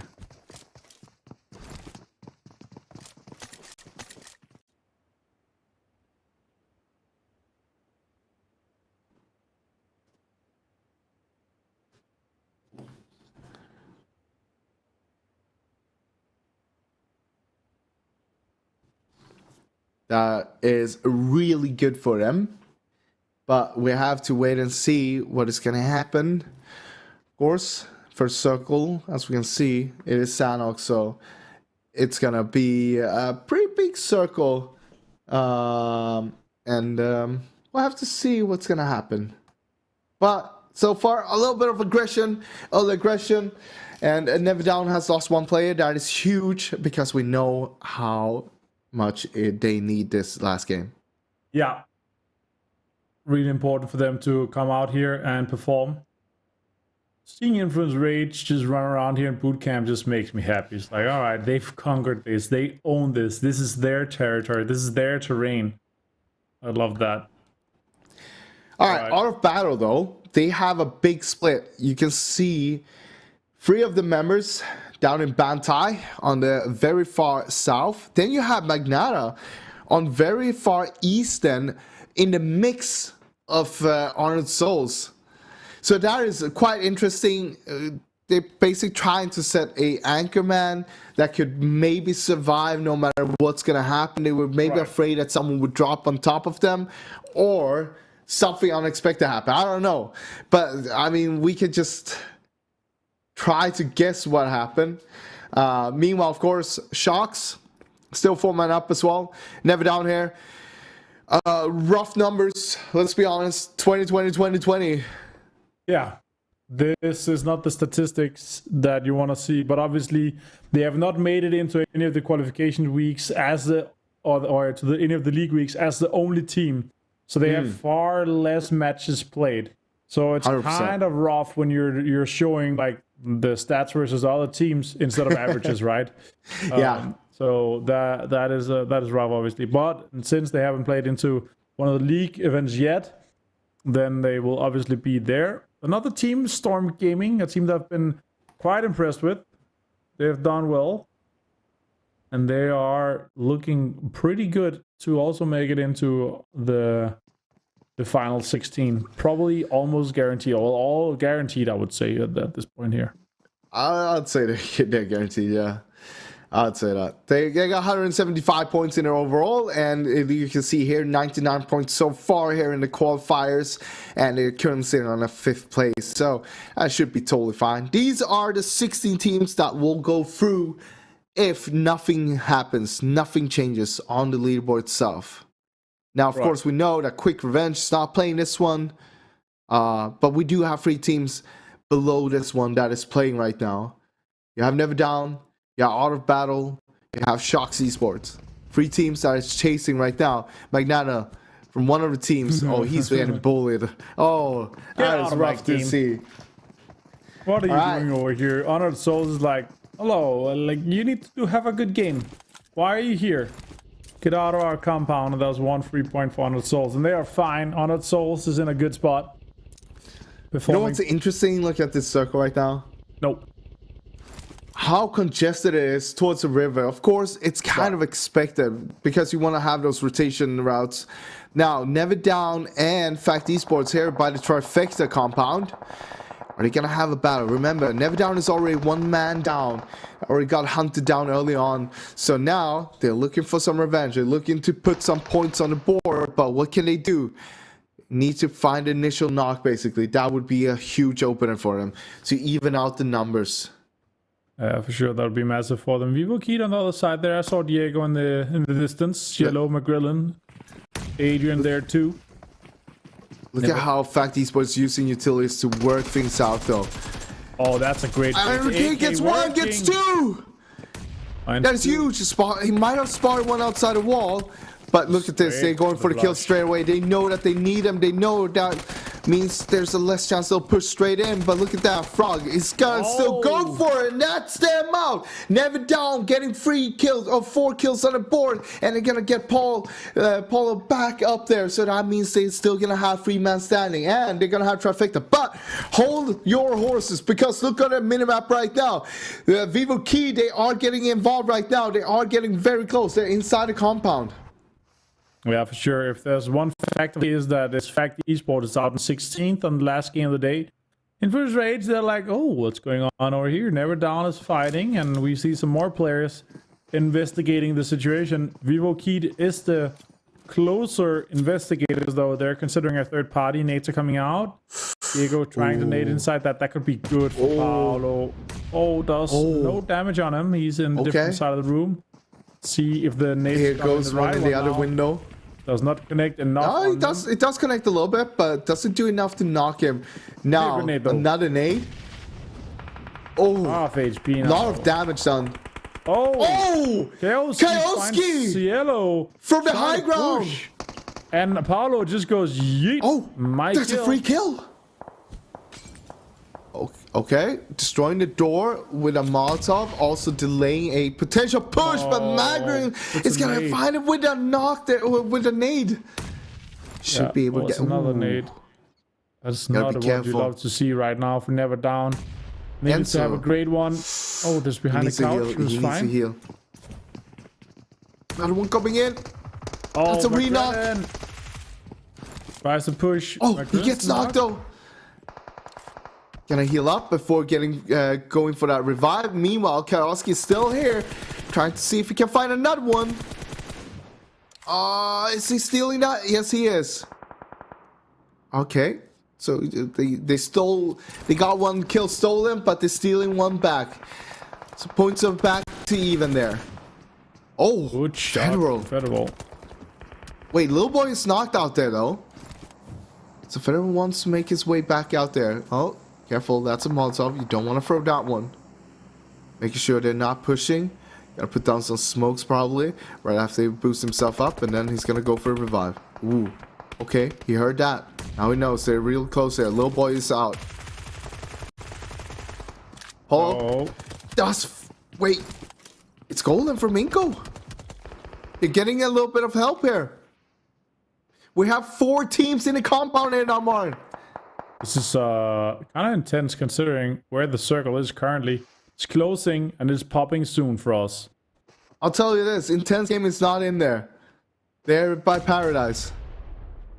Yeah, that is not making it more intense than it is already though. This is potentially the compound. If the circle goes here, it's gonna be insane. Kaoski finds Diego. It's only Adrian left. Vivo Keat. Not with the best of games for this last one here. Circle popping soon though for us. West. All right. West. South. Donut. South. Donut. Oh, boring. Okay, circle. North. Actually, I don't think this is a boring one because this means we're in the middle of the trifecta basically. Of course, a lot of teams are already it goes in, both ways but to the next one. I was just hoping for like a wild circle for like out of battle or shocked or yeah, but I mean, our battle can still make it in. Yeah, easily. There's no one in front of them, basically. Just send it in. And shocks. Oh, federal. Oh, okay, federal. Last MVP, game's MVP. Oh, and completely wipes him off the floor. Oh, Romolison finds federal. Finds him from a distance. That's all you need to do. It's gonna be federal out for this one. Yeah. Now Adrian, last player from Vivo Kid. He's trying to make a push here. Gotta be careful. This is the exact angle that every single one of your teammates have died from. Nope, he's gonna push back for now. He got circles, so he doesn't need to push any further. Not for now. Never down. Down to 2 players. We'll have to wait and see how they're gonna be able to make this happen. They got 5 points on the board so far. I'll tell you this, with those 5 points, they pass Smoke, but they're still chasing. They're 1 point behind Flamengo right now. Flamengo is sitting in Painan with 50 points. Never Down is currently sitting on 49 points with those kills that they have in their hands. But they're down to only 2 players. And remember, the first tiebreaker is... It's wins, yeah? So they need to win. Exactly. More points. Yeah. So, but it's unlikely Flamengo goes out without any points. But there's a lot of bodies there, a lot of crates, a lot of boxes for potential heating strategy if they get Adrian out. It could, but we could also be in a spot where we can see both Never Down and Flamengo overpassing Quick Revenge on 55 points. Don't forget about that one. Yes, that is true. That is true. Then you also have, of course, our battle. They lost a member, but they have 3 men up. They are on the south side. You can see them towards Sami there, outside the next circle. But 0 points on the board so far. Currently sitting on 41 points. That's far. Long run. That is far, but it is not over yet. That is true. I have to see. Like, if you ask me right now, what I think that they're doing is they're trying to loot as much as possible, as far out from circle as possible. Trying to find as many first aids as possible, and they're going to try to heal it out.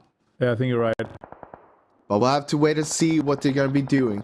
But that's what it looks to me right now that they're trying to do. Meanwhile, Never Down, team towards center, 2 men up. They are surrounded by enemies all around. They don't want to make a single move right now. You can see them just being prone, trying to make sure they can't get spotted from any high grounds.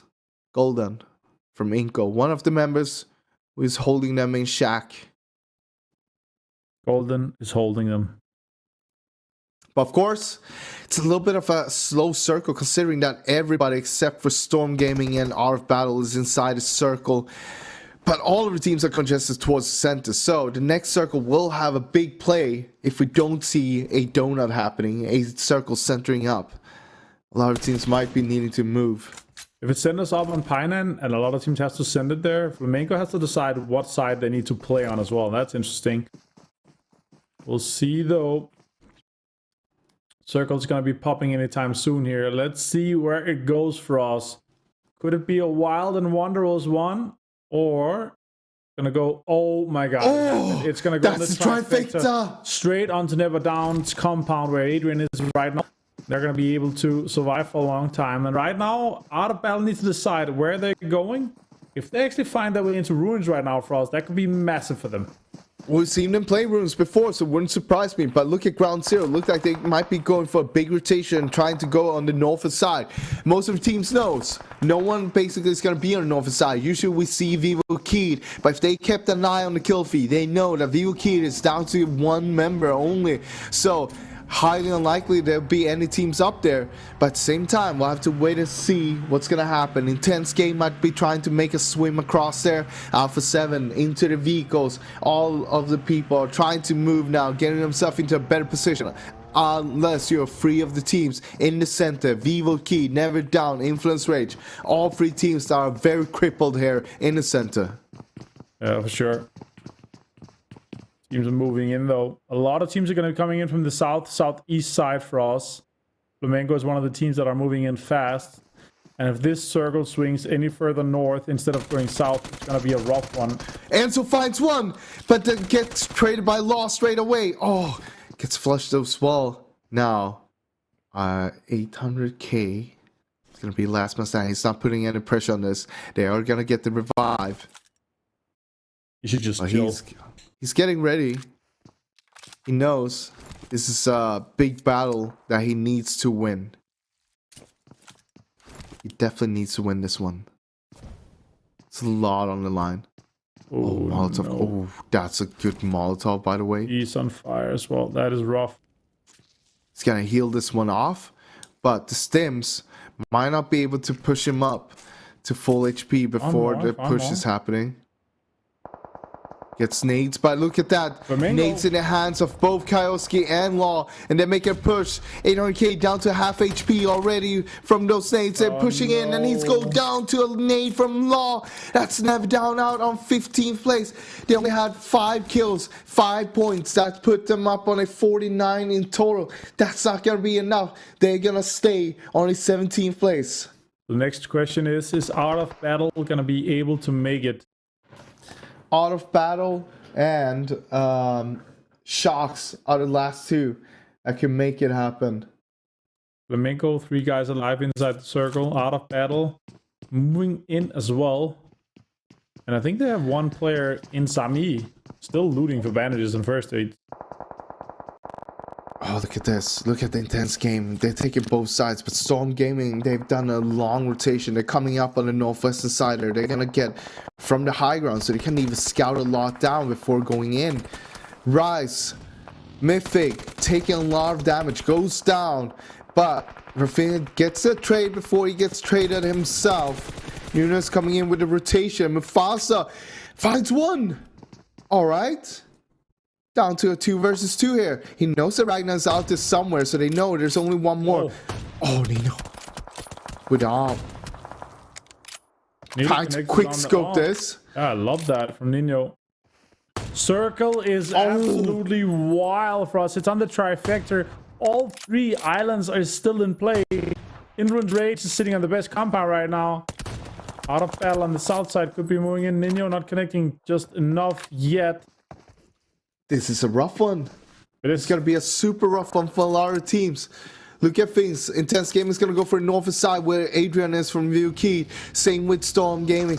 All 3 teams want to have that compound right now. Meanwhile, we see Black Dragons on the eastern side, just outside boot camp, trying to make their way in. Still fighting against Rise.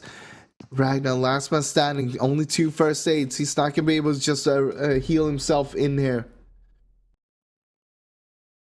Yeah, but the big one, Shocks and RF Battle, 2 teams that are still battling to get inside the league play and potentially make their way into the finals. They're on the south side. They have Inco in front of them. They have Flamengo in front of them. A team that's trying to defend their position right now. Now, we might see both of them, all 3 of them, fighting it out. And that will be a huge one. That's a 200 IQ play. Shooting the door before you get there. I love that. I think it's the first time I've ever seen that. And at least executed that well. That is rare. Well I'll tell you this. Yeah. Let's try that. Let's try that one day. Not a lot of people have seen as much of PUBG as you and me have seen. That is true. Oh, Zero with a good nade potentially onto Mufasa from Rise. That's far though. That is. Oh, it's actually just a little bit too right of him. It's like artillery coming down from a pillar. Pardel is the last player from Art, and he's moving into the circle, trying to kind of. I think he'll stay there. He probably has a lot of first aids. Yeah. He knows that the guys are low, and is getting fought on by Ingo, right? So he's probably just gonna stay and try to survive. Flamengo and Shocks though, 2 teams that is flying out there in the distance. I really want to see how many first aids Pardel has. Yeah, that would be nice to see. We'll wait and perhaps, hopefully, we'll be able to see it. Shocks loses 1 player. Flamengo is still fighting Shocks over there. Revo. Fighting ground. Trade is coming in. Oh, shots are coming in. MG3, just too much of a gun to defend against Pulse is popping off. Wait, GG Play goes down to the zone. Okay, I think Inko is getting a Phoenix as well from Sharks. I think Sharks and Flamingo is down to 1 play each right now. yeah, and Flamenco was on 1 kill. And Shocks Has two only. kills. One down to 1 player though. And none of them are gonna get any placement points if they go out now. Black Dragons 14th. Flamengo 13. First stage though. Healing next to each other. Now, this is where you want to make the move and kill the other one. Bandage. Sharks. They definitely need this one. Flamengo trying to keep their position on the 16th place.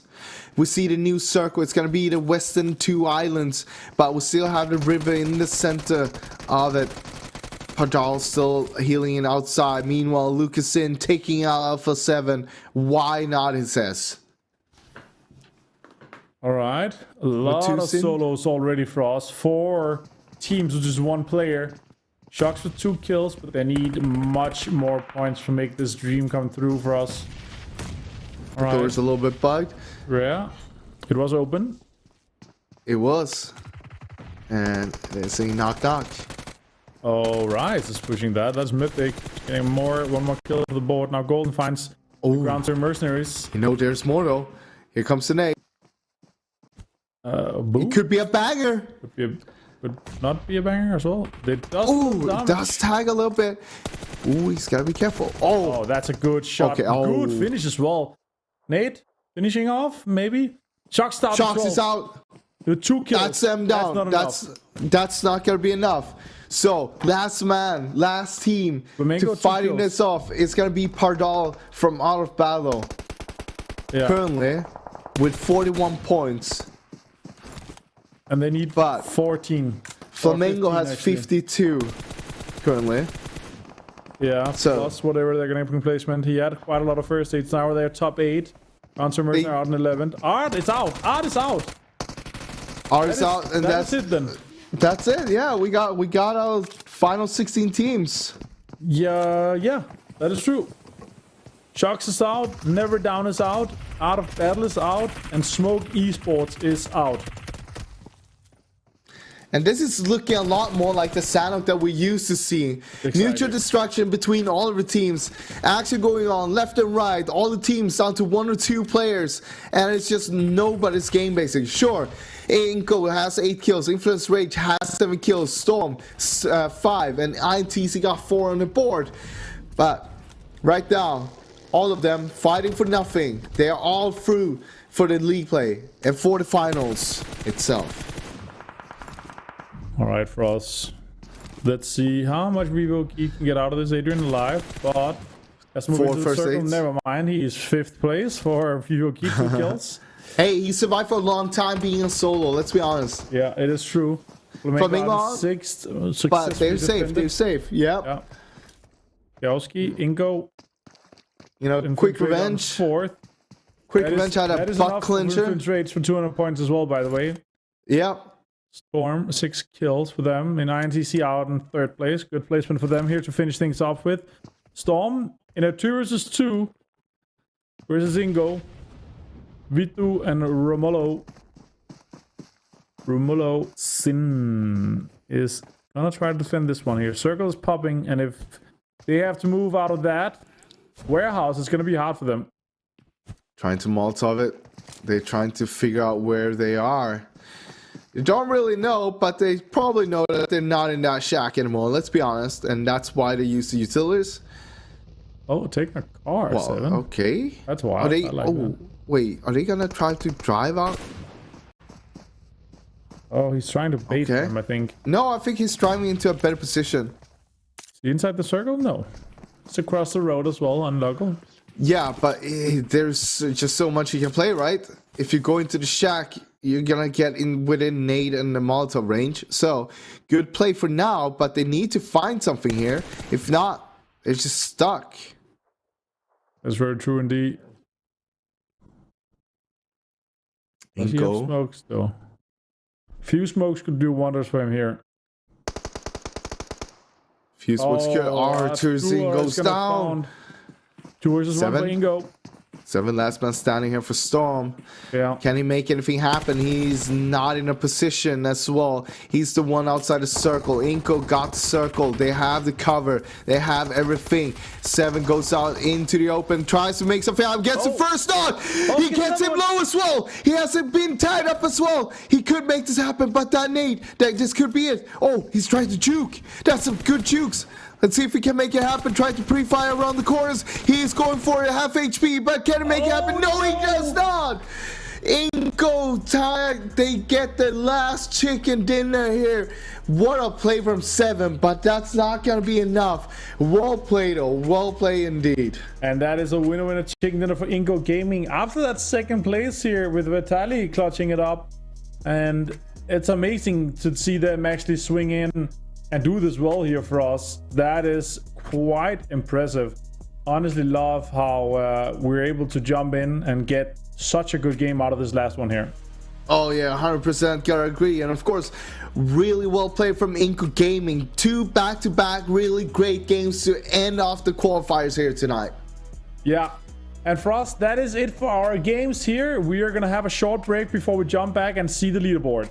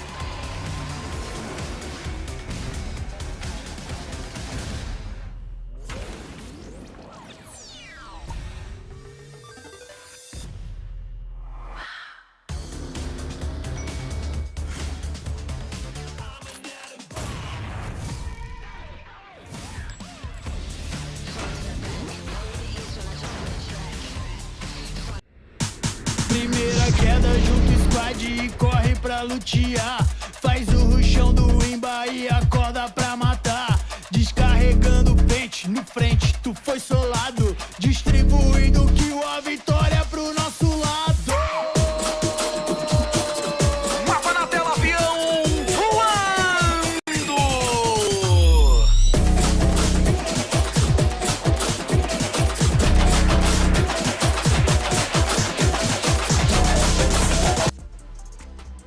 Alright, Frost, that was our last game of our last qualification stage. We have finished our 15 games and we have found the final 16 teams that is going into the last league weekend play here for us. What an amazing game here to finish off on Sanok. And Ingo redeemed themselves after the second place in last game. Yeah, they were able to get themselves that chicken dinner in the end. Of course, that is great to see. Well deserved as well with how they were playing this one out. And of course, with those 16 teams moving into the league play itself, that will also be the 16 teams we know will go into the finals, because those are the top 16 teams in the overall league standings. Yeah, exactly. And that's going to be interesting. It's going to be so important to see these teams play well. It's basically the kind of final form. So well played here by 7, but he didn't manage to clutch it for us, unfortunately for him. But Ingo managed to clutch it. Rumalozen managed to pop off with that little amount of kills. So well played, so good jiggle for him, so well executed there from Ingo with a second and first place here back to back.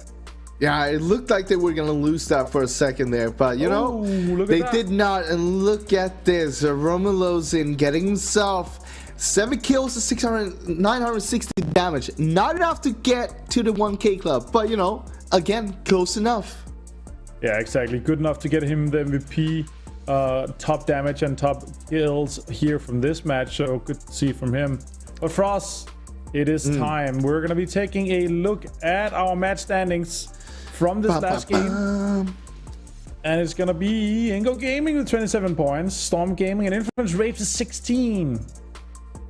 Yeah, and I mean the big one here is of course seeing Flamingo on 7th place with 6 points and Never Down on 8th place with 5 points. Flamingo was trying to keep their 16th spot on the leaderboard and Never Down was chasing, but those 5 points is not going to be enough. It will be enough for Flamingo to hold their spot and make it way into their 3rd league play though. Yeah, good to see. Bottom half of the leaderboard here, Intense Game 4, and every single team managed to get one. But it was not enough for Out of Battle for Shock Frost. That is definitely not going to be enough, and that means that they are going to be out as well. They'll be joining Never Down and Smoke Esports. Not make it through, sadly, but you know, it is what it is. Sometimes you can't make it. You can't always make it happen, but they made it here. They gave us a show, us a good presence. They show that they can belong here as well, and hopefully we'll see them back here in the next season. Yeah, for sure. The match MVP here for this one for us, it's no other than Ingo Romuluzin, of course. Nearly the 1k club with the 960 damage. Low healing. Very good ratio for that one. Yeah, really good actually. And I mean, really well played from them towards the end there. They were fighting a lot towards the trifecta, of course, and for them only, or for Romuluzin only needing to do 148 healing, kind of tells you how good they've been on their shooting without needing to take any damage. That is always nice. Make sure you're keeping all your helmets, all your armors, all your meds up for the late game when it's actually needed. All right, Frost, the top leaders of our ranking MVPs, Raro, Federal, and Mythic, is able to hold on to their positions right now, but Lil Boy is so close to Mythic right now. Very, very close, but it's not going to be enough. And of course, Revo has been very stable. Same with Federal. I mean, both of them have been on the top, even from the first week when they didn't have the greatest of games. But look at this. Influence rate, 212 points in 12 games. That is actually mind-blowing and just insane to see. Yeah, it's crazy that they're breaking the record that Loop set in the first weekend with 32 points. That is so amazing to see. Also, the amount of chicken dinners here in the top. Out of the 12 matches or the 15 matches we played, 7, nearly half of them is going to just 2 teams. 10% of our teams is getting nearly half of the wins. Yeah, and of course, these are the teams that will be making it to the league play. With, of course, the bottom half, we have a few more teams that we're gonna see here. Yes, it is those. And you can see Quick Revenge did get pushed down to 16th place. They had a butt clench of a game to watch because they were not playing in the previous game here, in the last game we had, and they knew they were on the cusp. We've been talking about it. 60 points has been the cutoff. They did not reach that, but 55 was enough. Never Down, Smoke Esports, Out of Battle, Shocks Esports, they will not be joining the next league weekend that will start tomorrow. That will be starting Friday, which is tomorrow. That is true. Good to see here, and good for us to be able to finish off the last qualification week. And unfortunately, as you said here, it is our current bottom 4 teams that are also bottom 4 here in our qualification weekend for us. That means we're not gonna have any underdog to kind of cheer on when we start the last league weekend. But most importantly for us, it will be the absolute last chance for these teams to practice against the same 15 other teams they're playing against before the final will be going on next weekend, where they are playing for the prize money, where they're playing for the top 5 to go into the PUBG Mobile Pro League Regionals in Americas here for the 2022 Spring Edition for us. So basically they get 3 days or 15, or well, yeah, they get 15 games that we'll be playing. That is basically just practice for the finals itself. So no matter what we see in the upcoming days, we'll have to wait and see what's going to happen in finals, which is not going to be until the next weekend. But of course, we're still just gonna have some awesome games coming up in the upcoming weekend here. Yeah, exactly. And that is actually it from us for today here. Thank you so much for tuning in here for PUBG Mobile Pro League Spring 2022 for Brazil. My name is Avenger, joined by Frost, of course. We'll be bringing you games again tomorrow. Same time, same place. So remember to tune in again, and we'll see you back then.